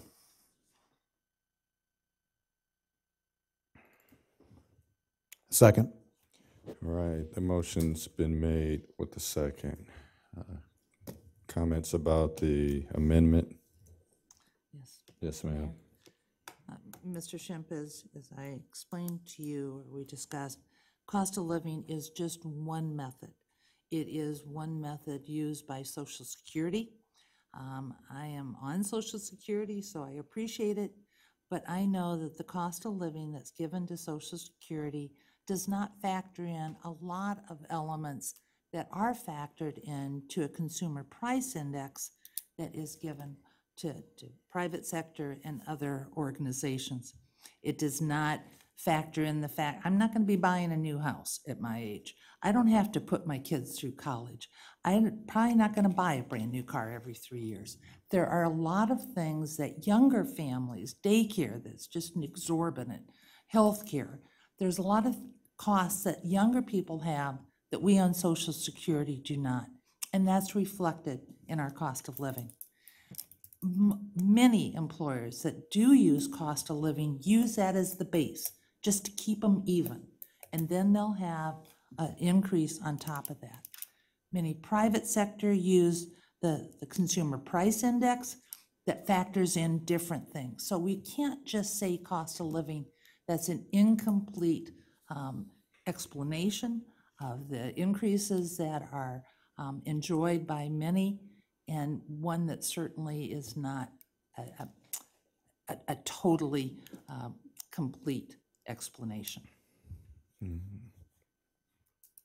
Anyone else? Just before we get ready to talk about the 2.0, I got some other comments, but Mr. Dunn, when we're talking about the state of Iowa, the report that was completed by, forgot the name of the company. Lance Dunn, Human Resources Director. City of Waterloo did participate in a survey that was conducted by Lynn County, actually. It was several cities in Iowa, and I don't have the number of cities. There was quite a few Midwest counties as well as cities in Iowa. The bottom line is we have a variety of systems in each city as far as how pay is set up and how pay is scheduled. Some cities have pay schedules with the minimum, max, or midpoint and maximum. Some cities don't. The information that was received from the survey that we received actually today in the email, and it just basically had the average increase for non-bargaining employees across those who participated in the survey, and the actual average was 2.9. That was based off of the survey that we received today. So again, not some were below that, some were actually apparently above it because that was the average. So that information was just received today. Okay. Mr. Mayor. Yes, ma'am. While you're at the microphone, Mr. Dunn, you are working, as we know, on getting salary ranges and getting evaluations incorporated into salary increases. These are things that have been not done for years and years and years. You are now starting to implement that, and I commend you and the staff working on that. So that's something we'll have in place for next year. But I don't think we need to penalize the employees because we haven't done it for years in the past. Correct? That's correct. We, as I mentioned a couple weeks ago, we are in the process right now of putting together salary ranges, a salary schedule. And it's exactly what you were saying as far as having pay ranges and also putting something together where we can incorporate performance reviews into those actual increases. Of course, this has never been here. This has never happened in the city of Waterloo. So, of course, it's not available now, but that's something that we're looking at to get started here in the future. Okay. Mr. Mayor. Yes, sir. Mr. Dunn, you didn't happen to notice in the survey or whatever it was you were looking at whether or not any of those communities were taking money out of their reserves to balance their budget? That the survey would not provide that information. It just provides information that the questions that they asked. So that information was not in there. And, you know, I just would remind council that I get it that we set the budget. I didn't vote for it, but we set the budget. But things change. And that's why there's a council. We don't lock something in for the next year and never look at it again. I mean, that's ludicrous. When you approve the budget, taking $200,000 out of the reserve, in addition to raising the excise fees, in addition to not dealing with the commercial backfill, which we know is going to go away, it's just a question of when. At that time, we were told that $200,000 in all likelihood would be paid back because that's typically how we've balanced our budget the last several years. Now we're hearing we're not going to be able to do that. That is the exact reason why I brought this up. And I would also like to remind everybody, my proposal, as you talk about our city employees, my proposal is to potentially give our city employees a bigger raise for those that perform. Now, some people may not relate to that because they're not into performance, but in the private sector, that's kind of the way things are done. I think there's a number of our city employees that have demonstrated their ability to overperform, and I think those folks deserve a 4% raise. And, you know, decisions to take revenue away from, like when we had one about the tickets or something like that, to take revenue and divert that away does not help the causes of the city either. And that was a proposal that you had made as well, Mr. Schmidt. Mr. Mayor. You know, Well, you just cut me off, but Mr. Morrissey. Sorry, I thought you were done, Mr. Mayor. No. Go ahead. Go ahead, sir. Oh, I just wanted to remind the council that we did, in the budget hearing, we had access to all this information in the decision that was made regarding the budget. And that included the use of the general fund balance. It included franchise fees. It included different things being talked about, including the $177,000 for the non-bargaining positions as well as the bargaining positions, all of them effective July 1st of this year. I also need to remind everyone that there's an election in November. And whereas some people would like to talk. Mr. Mayor? Mr. Mayor, point of order. Point of order, Mr. Mayor. Should we stay on topic?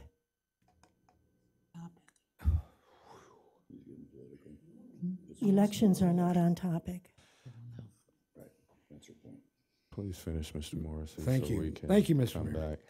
back. And it's not been decided whether that backfill. So talking about the backfill and that it is going to go away is a supposition that is made based on politics. The backfill did not go away this year. No part of it, not 1% of that went away. We got 100% of it back. And I would hope that the next legislature and the executive branch would honor the commitment they made in 2013 when they passed that bill.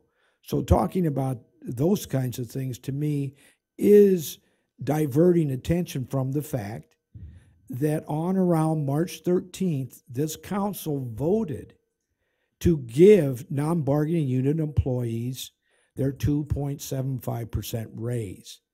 Going back on that is a disservice to ourselves and to the people of Waterloo. I mean, we want all of our City of Waterloo workforce to work with satisfaction, skill, a desire to do the best that they can, feeling that the people that they serve appreciate them. Morale of our city staff is so important.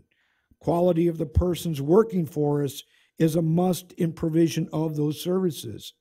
How are we fulfilling our strategic goal of creating and maintaining a positive image for Waterloo when we as a city council go back on promises that we have made in a compromise and undercut our workers' wages? That's abysmal, Mr. Mayor. All right. Thank you. Mrs. Klein. My point was, we have to stay on topic. Well, we can't, the reason I didn't, we can't allow one person to talk about the backfill in the legislature and then when another person brings it up. So I did let that go through because prior to that, we had talked about the backfill, if I'm not mistaken. So I didn't say nothing to one, so I didn't say anything to him. I let him finish. All right. Any other? Madam Clerk, we have a vote for a 2.0. Mr. Morrissey? No. Mr. Schimpf? Yes. Mrs. Klein? Yes. Mr. Amos? No. Mr. Schmidt? Yes. Mrs. Jewin? No. Mr. Jacobs? Yes. All right. Thank you. Mrs. Clerk, I would like to enter in a veto. We have to go back and approve the resolution itself with the amendment in it now. Okay. So the amendment has been added to 2.0. So it's a resolution approving a 2.0% salary increase for non-bargaining employees effective July 1st, 2018. Does someone have to read that? No. It's already amended. Mm-hmm. All right. Mr. Schimpf? I'm sorry, We're voting on the original resolution now with a 2.0% salary increase. you mean 2.75? No, 2.0. You amended it. Because the amendment carried. So first we have to vote on the amendment, then we have to go back and approve the resolution with the amendment in it. Mr. Schimpf? So on 2.0 right Correct. now? Yes. Mrs. Klein? Yes. Mr. Amos? No. Mr. Schmidt? Yes. Mrs. Jewin? No. Mr. Jacobs? Yes. Mr. Morrissey? No. All right. Motion carried. Madam Clerk, I'd like to enter into a veto. And it reads, resolution approving salary increases as a subject. Please consider this letter as your notice that I am exercising my veto power under Iowa Code 380.5, 380.6 with regards to the resolution amendment of 2.0. Well, all that legality. Just let me get down to some of the reasons. First, several years ago, we decided to do this and didn't have salary increases, and it created a couple different scenarios. The denial created wage suppression issues within similar departments. It added and created a couple more bargaining groups and more of our employees unionizing. It decreased overall employee morale, and there was an inequitable division between bargaining and non-bargaining departments. Number two, council and mayor worked together to lower the overall levy rate for the city of Waterloo and its residents. This process was done in good faith, and to back away after hours of work, to me, is wrong and unfair. Number three, these increases were already reflected in the approved budget. Number four, it sends an inconsistent and negative signal to current employees and or future employees who believe if you work, then you should be incentivized. Number five, and this one to me is probably the largest travesty out of all of this, and that is the fact that the council and the mayor are set to receive a 2.08 raise this next year, but non-bargaining staff who work tirelessly for the city of Waterloo will receive less than the city council. To me, that is absolutely travesty. When you take a look at the overall work that's been done by our city employees, the fact that a lot of you have contacted them and asked for things to be done, the fact that our police department are put in dangerous situations every day, as well as our fire department. When you take a look at the fact that our street department and all the different departments around this city who go out there every day to work as hard as they can, and for the city council to support to have a higher raise than city employees who put their life on the line every day, who deal with customers, who deal with the city, that is disrespectful. And I can't believe that I'm hearing this from some of the folks in here that we were trusted to work through a budget process. That is a slap on the face. So I'm asking, pleading with the city council to please support raising that number and give these folks a raise. Overall, statewide, it was 2.9. We're talking about 2.75. And then when you take a look at it, it's $177,000, which is a lot of money. But we also have some of those positions aren't even general fund dollars. So I'm asking you to please support. We can't come back with 2.75, correct? Correct. but come on now.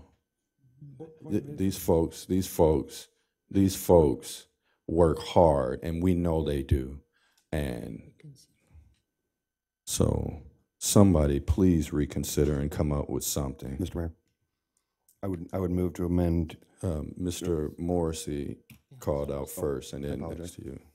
Mr. Mayor, question is point of information, and that is, being as that this agenda item was taken care of, amended, and then voted on and voted with the veto, is the council entitled, being as that we haven't moved on to another agenda item, to make another motion or make another resolution if it has not received 24-hour prior notice?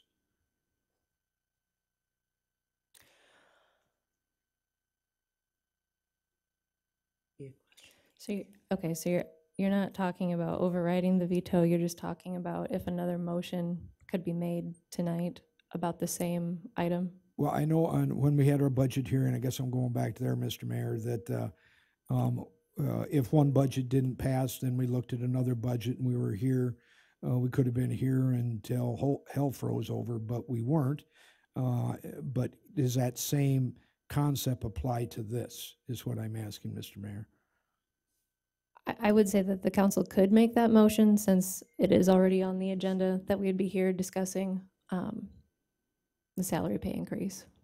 And a follow-up to that would be, being is that 2.75% salary increase was introduced by Lance Dunn, could that same amount be introduced by somebody other than Lance Dunn and have this be considered appropriate, Mr. Mayor? Do you want me to answer that? The item was put on the agenda as 2.75, and then it was amended and approved at 2.0.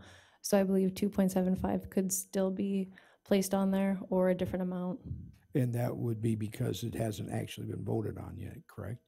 Correct. Okay. So the veto has to be voted on, if I'm not mistaken. Yeah. Nobody I don't think we voted on it. Nobody has. Do we? Oh, it's already. Yeah, okay. So the council does have the option to override a veto, but it must do so by two-thirds vote within 30 days after the mayor's veto, and that would take an affirmative vote of 5 members of the council to override the veto.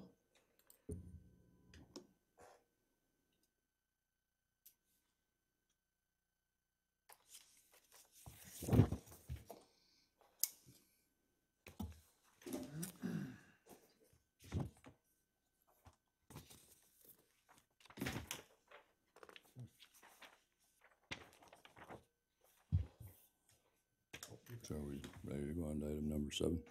Yeah, unless Mr. Schimpf has something to say. So I can't amend number 7. Yeah, you can. Okay. Mr. Mayor, I'd really like to question that. It's on the agenda, it's been voted no. Voted yes. You vetoed it. Within the same meeting. I don't understand, Mr. Zellifer, how we're bringing something up then that is not on the agenda. If we're bringing it from somebody else, whether it's at the same amount or not, that resolution is not on the agenda. I'm not talking to you. Neither was Okay. was the 2.0. But there was an amendment made, and it was voted on, and the resolution was, I'm asking a question. I'm not arguing with anybody. I'm asking a question. Well, I'd like to get an answer, and other people are answering that I don't think have the expertise. I'm sorry, but I don't think they're the... You're fine. Mr. Zellifer, since we haven't moved on. Dave Zellifer, City Attorney, this is a very simple answer. I haven't the faintest idea. I've never run into this before, and I'm not going to guess. Mr. Mayor? Yes, sir. I would like to return and make a motion to adopt the resolution approving a 2.75% salary increase for non-bargaining employees effective July 1st, 2018.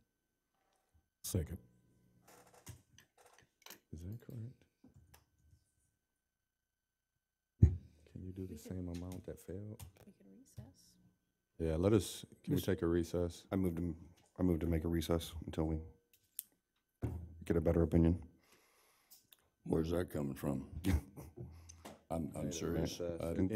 Anybody want to second that? I'll second. I'll second. That motion's been made with the second, and we will do at least 15 to 20 minutes or so. Mr. Mayor, before we go, could I just make a point of order that there was a motion on the table that I read that was seconded by Councilman Amos? Well, I'm confused if you can even come back with the same motion that was declined. You came back with 2.75, and that was voted on and amended.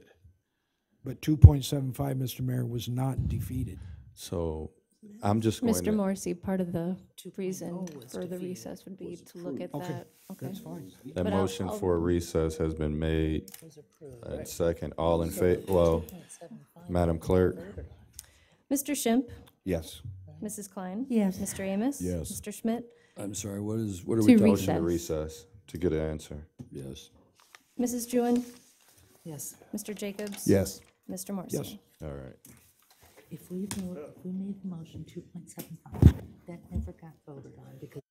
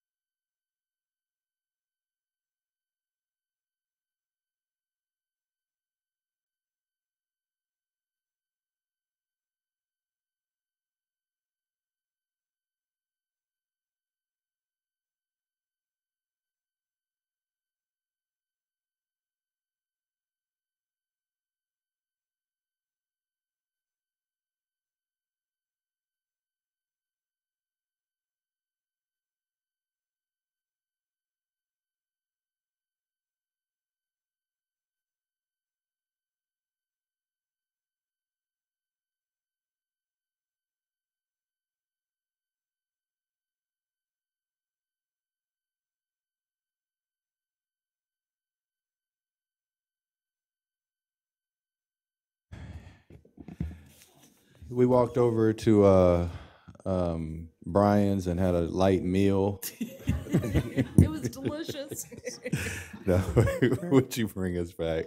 Motion to reconvene. Second. That motion's been made with the second. All in favor? Aye. Aye. Opposed? All right.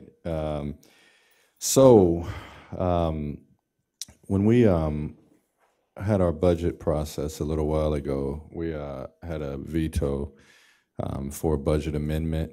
That's still the same process we use. Kelly, I don't know if you want to enlighten them or if there's any disagreement with council that the original is still on there. I took the opportunity during the recess to look back at the minutes from our budget session. During that time, there was a veto that was handed down from the mayor. Mr. Schmidt made a motion to override the veto. The motion died due to a lack of second, and then the council then took up another resolution to adopt. At this time, we have a motion made by Mr. Morrissey on the table to approve a 2.75% pay increase for employees. There was a question about whether or not we could continue on with the meeting and discuss the 2.75 pay increase without notice that we'd be going back to that on the agenda. I did look at section 21.4 of our Iowa code that discusses notice and how notices are provided for agendas. The statute says that the agenda has to have a tentative topic of the items that are to be discussed.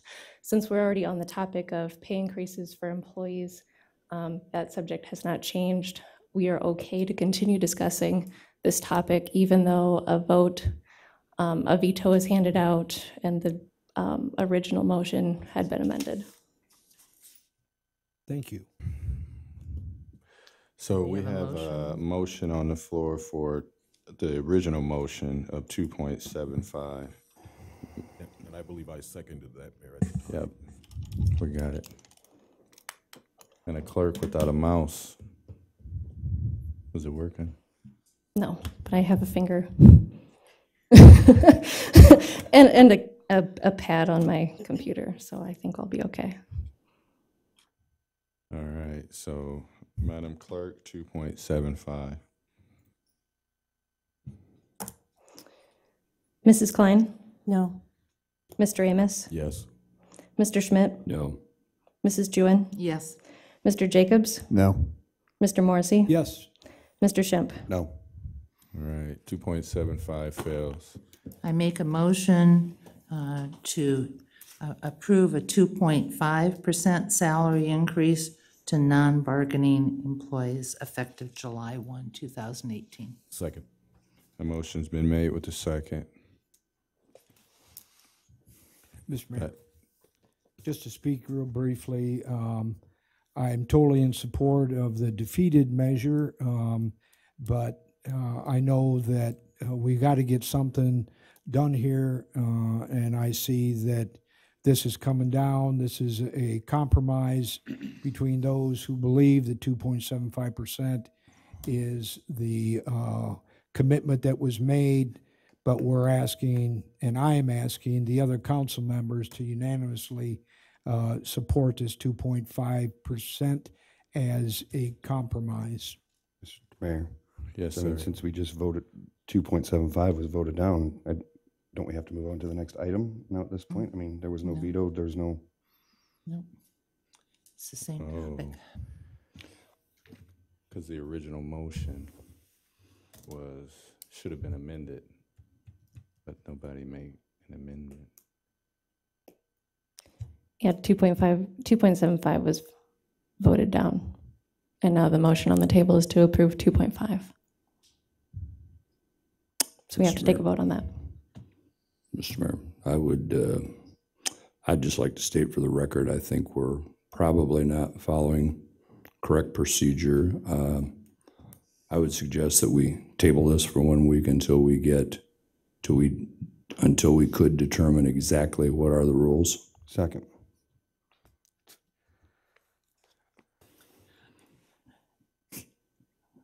is the only humorous comment to be made during all of this.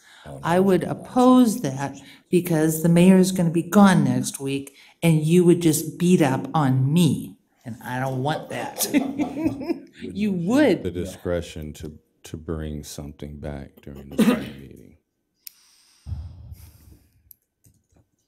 So if there's not Then support. would Mr. Schmidt be open to postponing until the 2nd of July? Well, would we have a meeting then? Yeah, we will have a meeting, but then I won't be here. And so I'd object to that. And then, so let me ask you a question. So who's on the prevailing side? Well, prevailing of what? The not securing the 2.75. That would be us. 1, 2, 3, 4. Yeah. The four Every corners, other one. the four corners. So Basketball, four corners. Mr. Mayor, I thought that Kelly's explanation was quite explicit in saying that if it's on the table, it can be worked on and developed, that notice has already been given, 24 hours notice, and therefore changes to the resolution can be made, and as long as it's dealing with the same subject matter. And I think that that's what Councilwoman Jewin has done with the second. I understood her explanation. She's a city clerk. Mr. Mayor, all due respect to City Clerk Felkley, I think this is more of a legal question. I don't think she's an attorney. I think our city attorney said he's not sure of the answer. Mr. Morrissey, I know you're very supportive of this. That may cloud your view on. Mr. Zellifer. This matter, Dave Zellifer, city attorney, this matter is going to have to be decided somewhere along the line. It's my feeling that there can be a compromise done tonight, and if everybody agrees to bring it up at 2.5, you are free to go ahead and do it. The Roberts Rules of Order isn't the law. It's a guidepost. Okay? So, and even if that were the case, someone on the prevailing side could bring it back the same meeting or within X amount of time, correct? Yeah, there's a million ways you can do it. This book is only 760 pages long. It doesn't cover everything this council could possibly think of in given terms. So I think Ms. Felkley is correct. If somebody did want to bring up a motion tonight for a 2.5, then vote it down if you don't like it. If you do like it, and everybody votes for it, if we get 4 votes, then it's done. Mr. Mayor. Yes, sir. The only other question that I have, though, and I understand what Attorney Zellifer is saying, and I know during budget hearings, we've come back with amendment after amendment, and I mean, my first few years on the council, I know you were on there too, Mr. Mayor, that we sent out for pizza, and we went till I think midnight or something, and we still might not have gotten it done tonight. Anyhow, point being, I've been involved with 2 budgets since I've been on the council. One with Mayor Hurley and the COPS grant that we overrode him a week later, and then your veto during the budget hearing. And I don't believe we then acted upon that item until the meeting the following week. So that's the question I've got is whether or not your veto doesn't affect this more than just the typical. That's a good question, because on the minutes they came back and because it was 1818, I believe. What was it was 1818, then it turned into 17.76, but it kept going, right, pinging back and forth between different numbers. Right, But Mr. Mayor, I don't know that the veto is what set the timing. I don't know. That's, I'm saying, I don't know, and I don't think you know, so therefore I think it would be. I mean, Mr. Mayor, I'll just explain what happened in one year.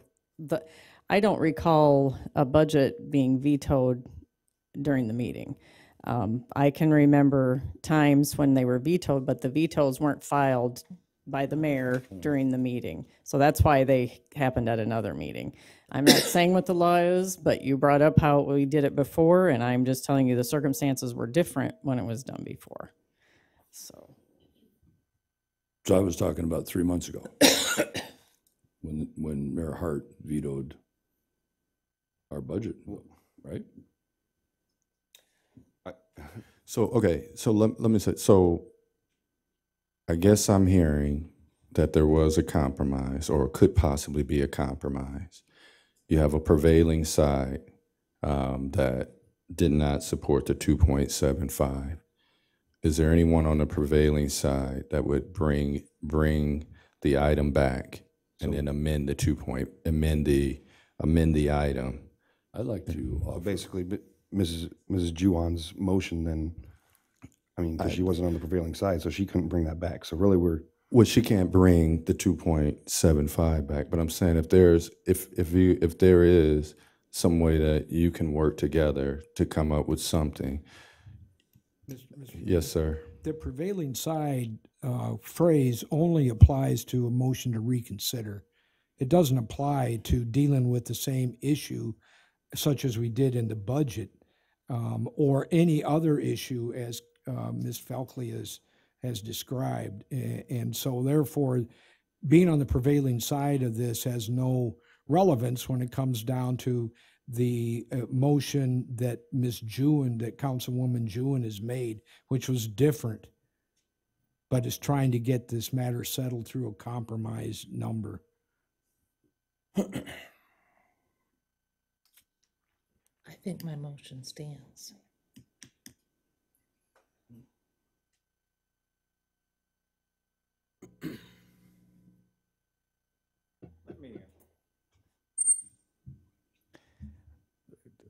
Dave Zellifer, City Attorney. Robert's Rules of Order, as I've stated many times, is a guidepost. It's not the law. It's not anything passed by the legislature. It's not anything passed by Congress. And I'm going to read from it, and this will give you an idea of where I'm coming from. Maybe they're more astute than I am.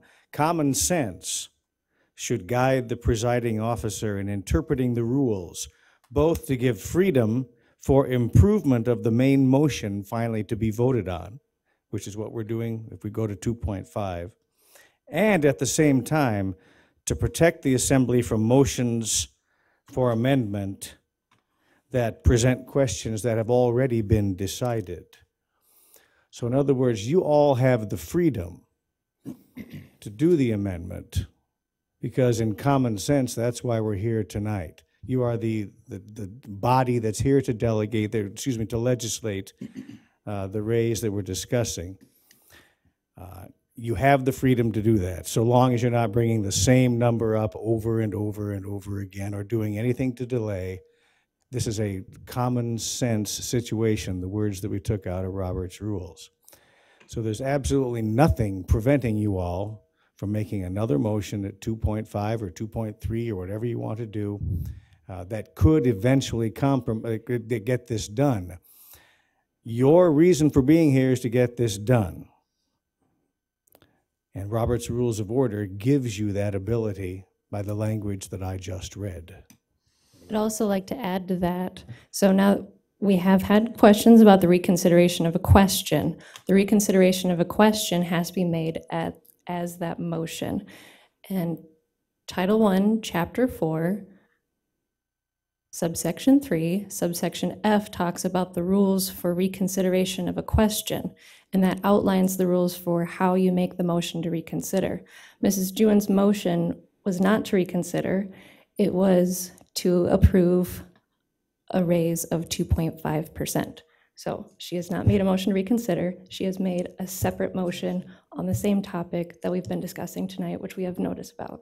So I feel, the city attorney feels, I don't know how the presiding officer feels, but the staff feel that what we are doing is correct.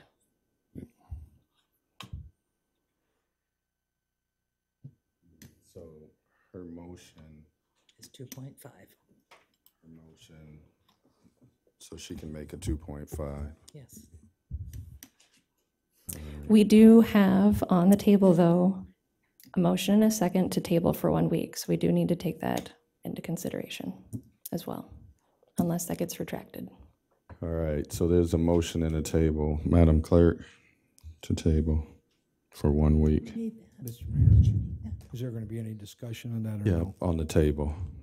Well, I think some legitimate points have been raised about tabling it, least among which is the fact that we're talking about an issue that should be resolved this evening. We've got less than 2 weeks to go until the non-bargaining unit employees, July 1st date for implementation of that raise takes place. I think that we owe it to our staff, to the people that work to provide the services of the city of Waterloo, to get an answer tonight. And so I would speak against tabling it because there's no reason to table. We've already been given the response from the city clerk and from the city attorney that this is okay to go ahead with this and work on this. And that's what we're doing right now with this motion. Mr. Mayor? Yes, sir. Yes, I ma'am. don't know what we would accomplish by delaying it another week. We've already delayed it 2 weeks for research that I don't quite understand. I don't know what another week would accomplish. All right. So a motion to table for 1 week, the 2.5. Mr. Mayor. What is it? No, we're just, Oh, tabling it, the entire thing for 1 week. It's postponing, Mr. Mayor, just so you know. Yeah.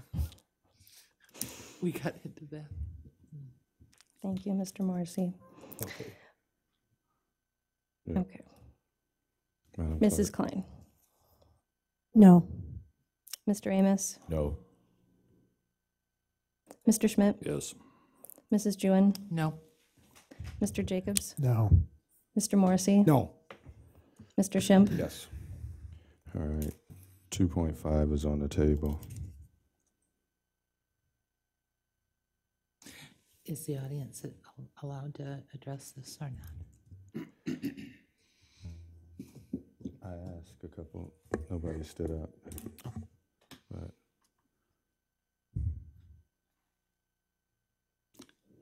I think there's some that would. yes, sir.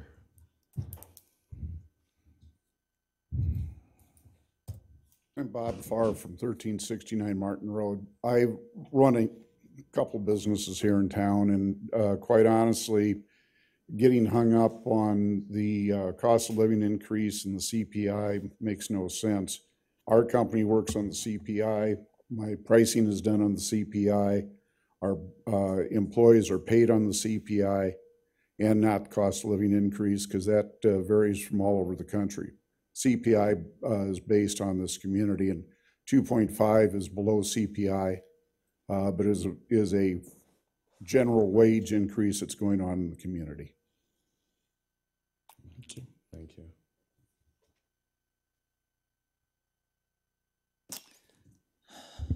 Good evening, Josh Wilson. Thanks for the sigh. 170 Southeast Kellerman Lane, also 2831 Saratoga, Waterloo, Iowa.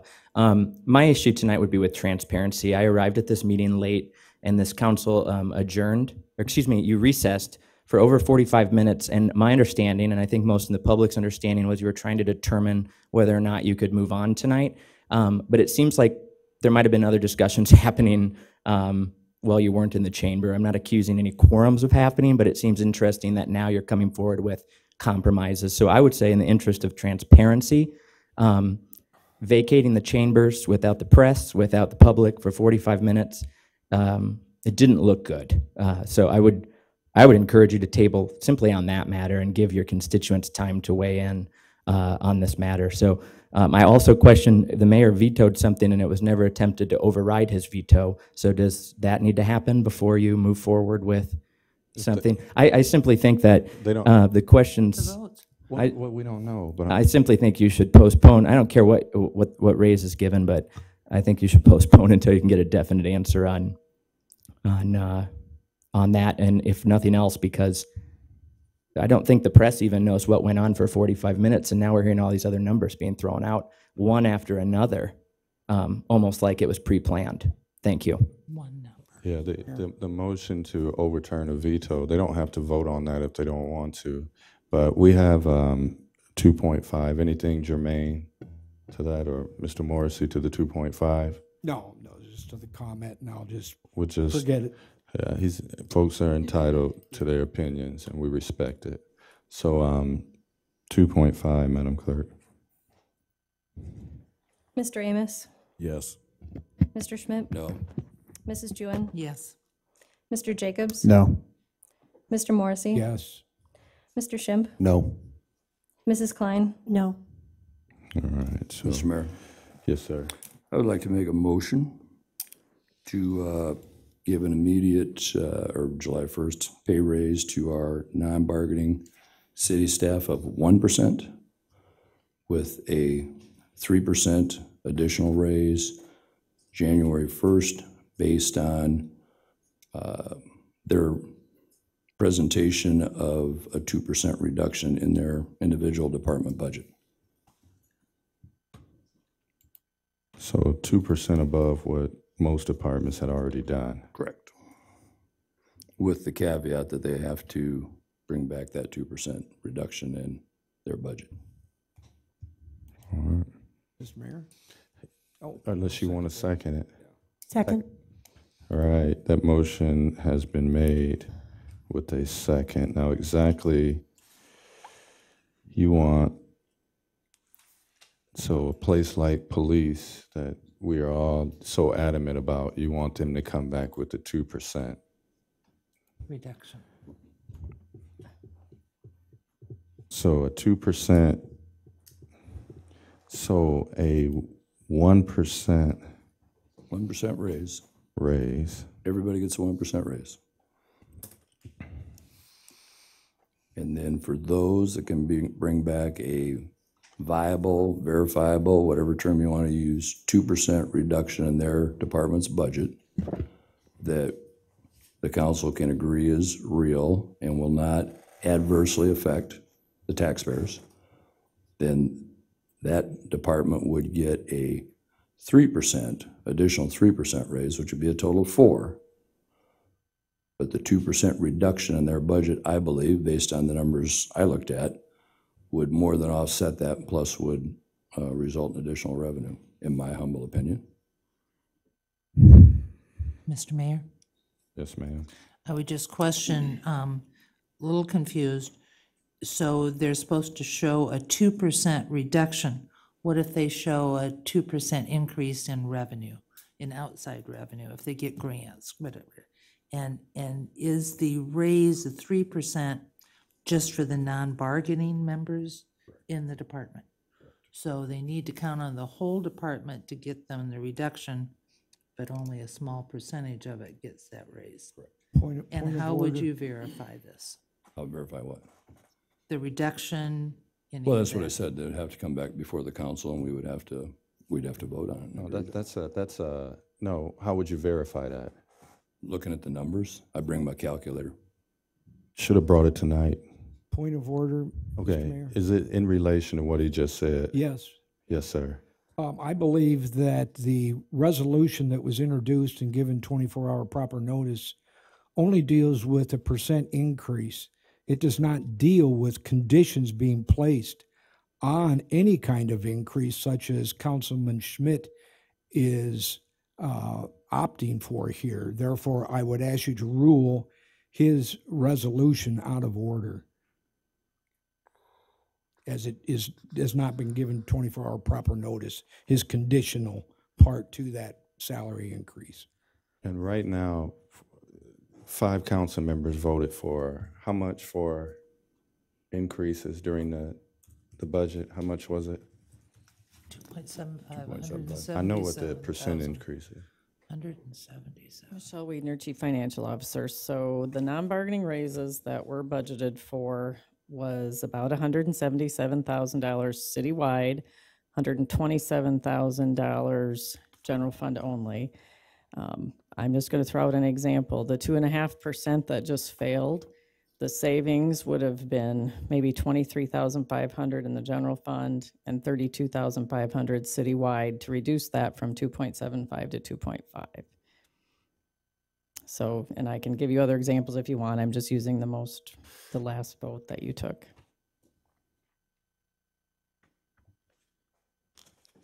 Mr. Mayor? Yes, sir. I would like to say, Mr. Schmidt's motion, I think it's I think it's very interesting. I think it's pretty innovative, but I think administratively it would be a nightmare to pull off. I was elected for the legislative branch. I'm not really too interested in micromanaging city employees. So I'm sorry, I won't be able to support it. I don't even know. We didn't even place that in the budget. We have 177,000 right now, and so we're going to ask departments that don't even use federal dollars, not even taxpayers' dollars, well, federal dollars are taxpayers' dollars, but those aren't even attached to our current levy rate. So I'm perplexed. But we have what does that even calculate to? You even know? God. I have no idea. No, I'm not going to try to redo the budget on the spot. A 2% reduction across departments, that goes back. We barely were able to keep the police and different folks we have with the budget we had. I believe that would probably be, without miraculous things that I'm not aware of tonight, probably pretty dramatic reductions in staffing is my prediction. I have some grave concerns about how to do that fairly, because revenue estimates are just that, they're estimates. I can tell you, I work hard on revenue estimates in the spring, particularly before we visit Moody's, because those are things I have to talk to them about. And it's always amazing to me how different they can be by the end of June. And that we're talking about a 2-month span of time, not 6 or 7. A lot of what we do in the spring depends on the weather, particularly outdoor things. So there are a lot of factors that will be very difficult to prove after only half of the year's gone by. So I think that would be very difficult. Mr. Mayor. Mr. Amos. Just a quick question. I have a veto here at a 2.0, and now I'm hearing a 1.0 with some caveats. What does that do for this? That's just a question. We're just talking about 2.0. Okay. So if I wanted to, I got a bunch of them. I would just write in that one if that's approved. I mean. So we do not have a motion on the floor right now, right? We do have a motion on the floor. But no second. It has a second. It did have a Brought up second? second, so they can I at had asked least. for a point of order, Mr. Mayor, that this be ruled out of order for the reasons I stated.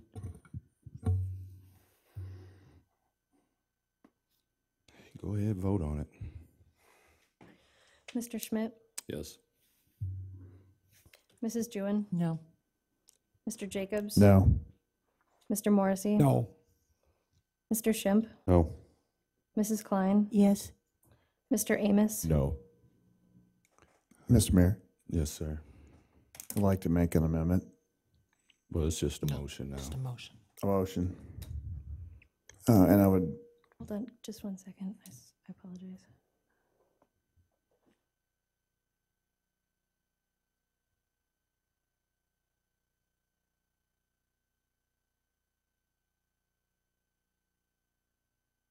Okay, thank you. so I would ask for compromise. Pat spelled it out earlier, which I don't know if that was quite accurate, but compromise, I think I'm just going to ask us to work together.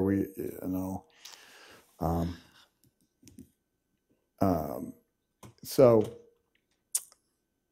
if you take 2.75, the middle ground would be 2.375. So I'm going to make a motion that we set the raise at 2.375. Second. 0.4, make it a round number. Yeah.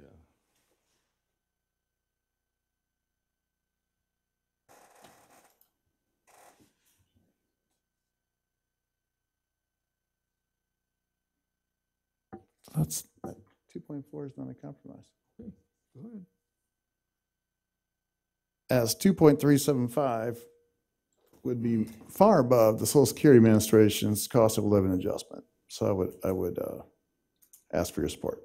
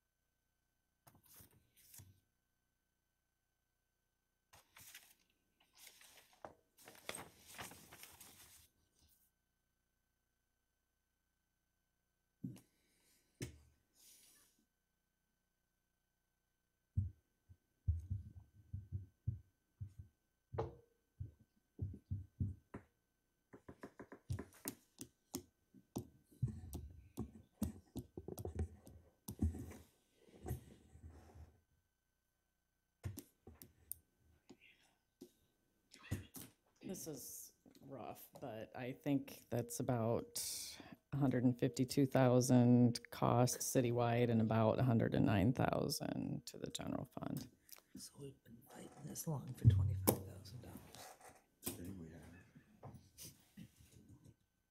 I'd really like to move on today, if you would all be so I gracious. understand. Questions about the 2.375?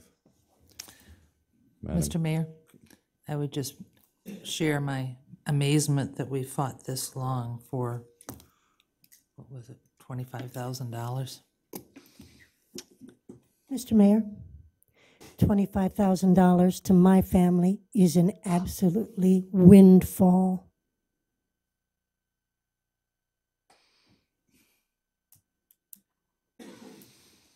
So we have, I guess I don't understand Councilwoman Klein's statement. like we said, we are open to our opinions. 2.375 is here. It's so let's vote. Mr. Schmidt? No. Mrs. Jewin? No. Better vote yes. Yes. Mr. Jacobs? Yes. Mr. Morrissey? Yes. Mr. Schimpf? Yes. Mrs. Klein? Yes. Mr. Amos? Yes. All right. I'll accept a motion to adjourn. I'm tired. We still got stuff Mr. on the Mayor. agenda. Mr. Mayor. Could somebody take 7 through 18? No. I'll take 7 through 18, Mr. Mayor. 7, 8. Are these all insurance? Mm-hmm. All the way to 11, I think. Mr. Farr's been waiting a So long time. can we go 7 through 11, Mr. Mr. Mayor. Shemp? Sure. Mr. Mayor, number 7, I move to make a resolution approving renewal of property insurance with Chubb Insurance for a total premium of $286,663. Number 8, I move to make a resolution approving renewal of general, cyber, auto liability, law enforcement, public officials, employment practices, and errors and omissions coverage with Travelers Insurance for a total premium of $824,591. Number 9, I move to make a resolution approving renewal agreement with Safety National at a cost not to exceed $170,000, $170,151 per year to provide workers' compensation, stop loss coverage, and $23,314 to alternative service concepts for claims administration. Number 10, I move to make a resolution approving renewal of umbrella insurance with Brit Insurance for a total premium of $230,992. Number 11, I move to make a resolution approving an agreement for excess liability insurance with Allied Insurance for a total premium of $50,523. Second. The motion's been made with the second. Questions? Mr. Mayor. Question is, are there increases in these rates? And if so, why and in what particular areas?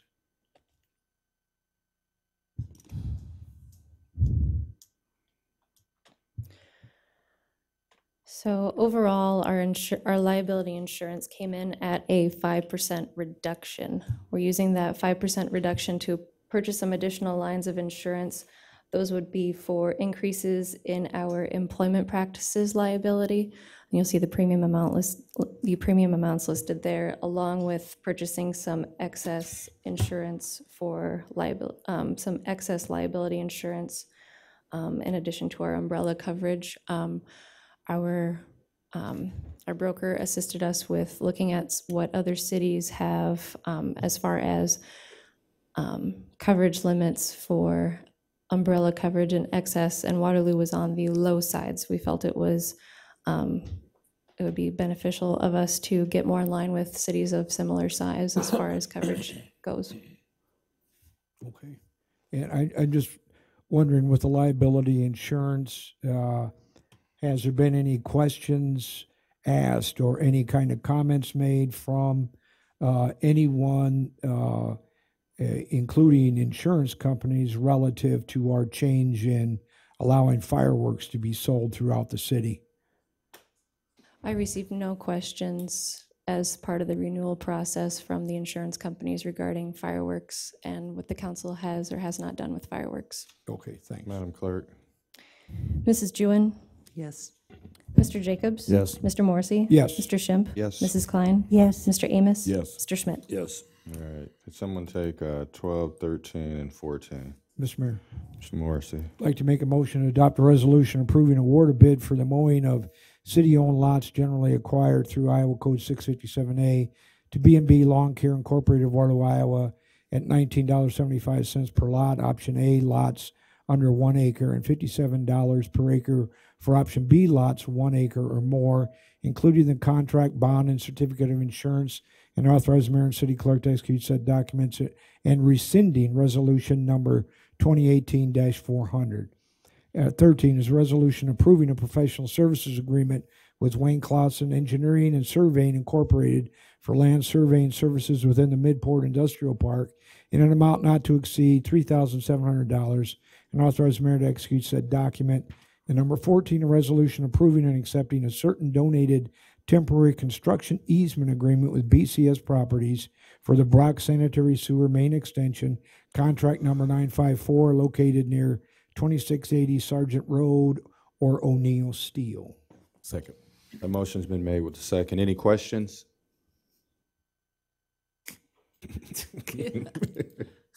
Mr. Farr, who has I never waited thought I'd so get up to this patiently. point tonight, so I apologize. I want to give you a little history on the easement that you're voting on in number 14, and I would like to address the council and the mayor and Noel Anderson on this. Give you a little history. In 1980-81, we built our warehouse out on Martin Road. We were the first building out in the Martin Road Plaza.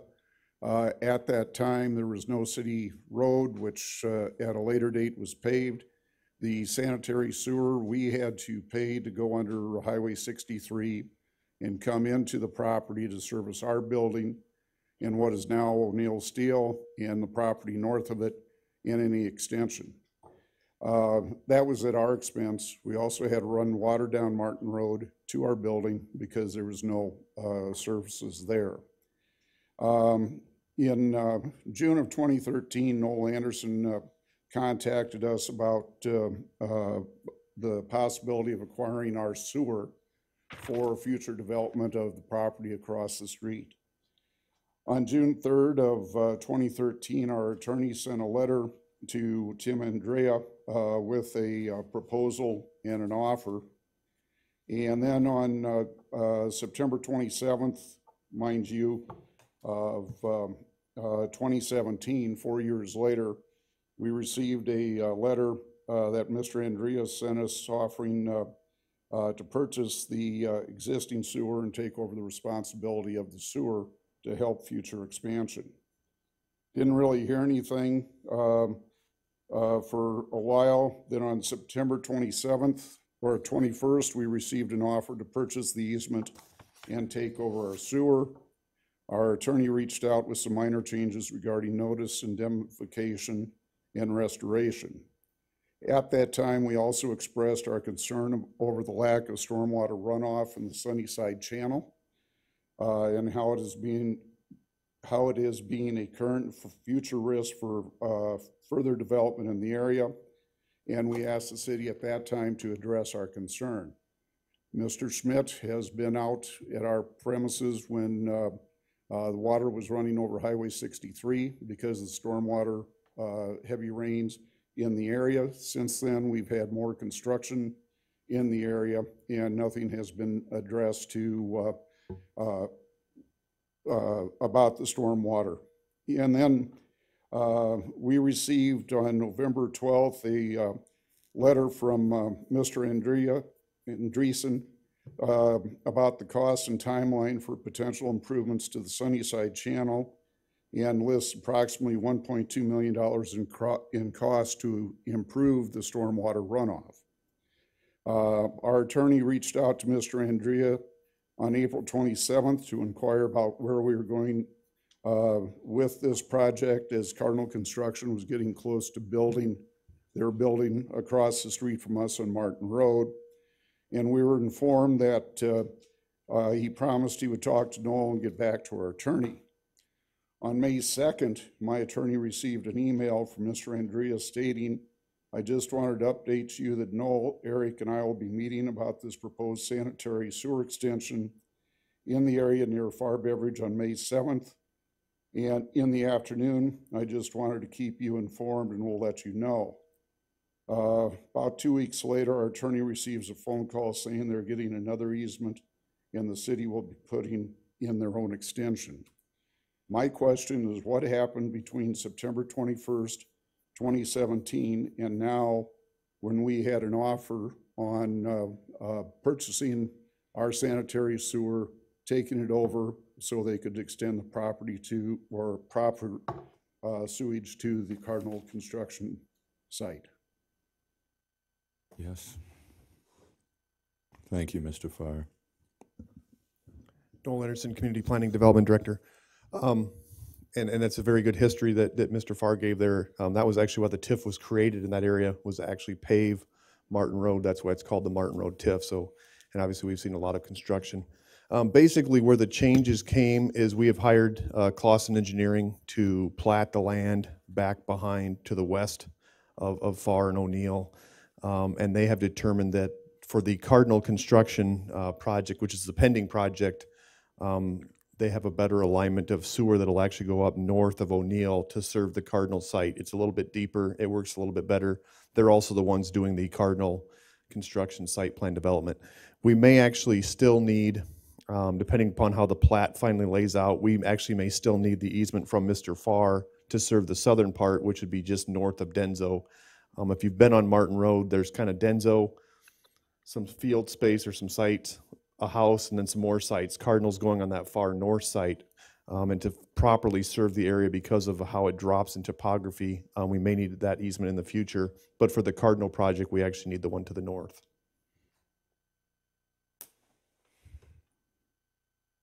And just kind of going back to the Sunnyside one, we are still working with that. Like I think he said in the email, it was a $1.2 million project we're working with. Engineering, Jamie's obviously just taken over engineering as the interim city engineer, but I know that they've been working at some different options as to what we need to do there for improvements. Okay. I was just curious because you did send us a easement in that, and my attorney had asked for some minor changes, and then we heard nothing. So I don't think that was in real good negotiation. Correct, and it was kind of a surprise to us when, and I'm not throwing Bill Clausen because he's not here to defend himself, it was kind of a surprise to us when we switched the alignment. We thought the other alignment would serve the whole area with one sewer, and he's saying the other alignment works better. But yet the capacity for that sewer was for the entire Martin Road Plaza and for the lots across the street. So do with it what you want. I just think that we were entered in it into good faith, and now it's changed. And I don't really appreciate that. Thank you, Mr. Farr. Madam Clerk? Mr. Jacobs? Yes. Mr. Morrissey? Yes. Mr. Schimpf? Yes. Mrs. Klein? Yes. Mr. Amos? Yes. Mr. Schmidt? Yes. Mrs. Jewin? All right, 15, 16, and 17. Mr. Mayor. Mr. Schimpf. Number 15, I move to make a motion approving the final quantity adjustment for a net decrease of $255.10 for the FY 2017 Wagner Road Sanitary Sewer Extension and grading contract number 899, and authorize the mayor and city clerk to execute said documents. Number 16, I move to make a resolution approving the completion of project and recommendation of acceptance of work for work performed by Peterson Contractors, Inc. of Rhinebeck, Iowa, in the amount of $547,374.90 for the FY 2017 Wagner Road Sanitary Sewer Extension and Grading Contract number 899, and receive and file 2-year maintenance bond. Number 17, I move to make a resolution approving an agreement with the Iowa Department of Transportation and the Union Pacific Railroad for the reconstruction of the Franklin Street Railroad Crossing Surface Repair Project, with the city's share of the cost totaling $22,410.20, and authorize mayor to execute said agreement. Second. Motion's been made with the second. Questions? Madam Clerk?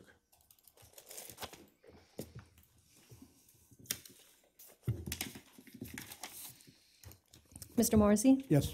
Mr. Schimpf? Yes. Mrs. Klein? Yes. Mr. Amos? Yes. Mr. Schmidt? Yes. Mrs. Jewin? Yes. Mr. Jacobs? Yes. Mr. Mayor, motion. Adjourn. Second. Motion been made with second. All in favor? Aye. We're adjourned.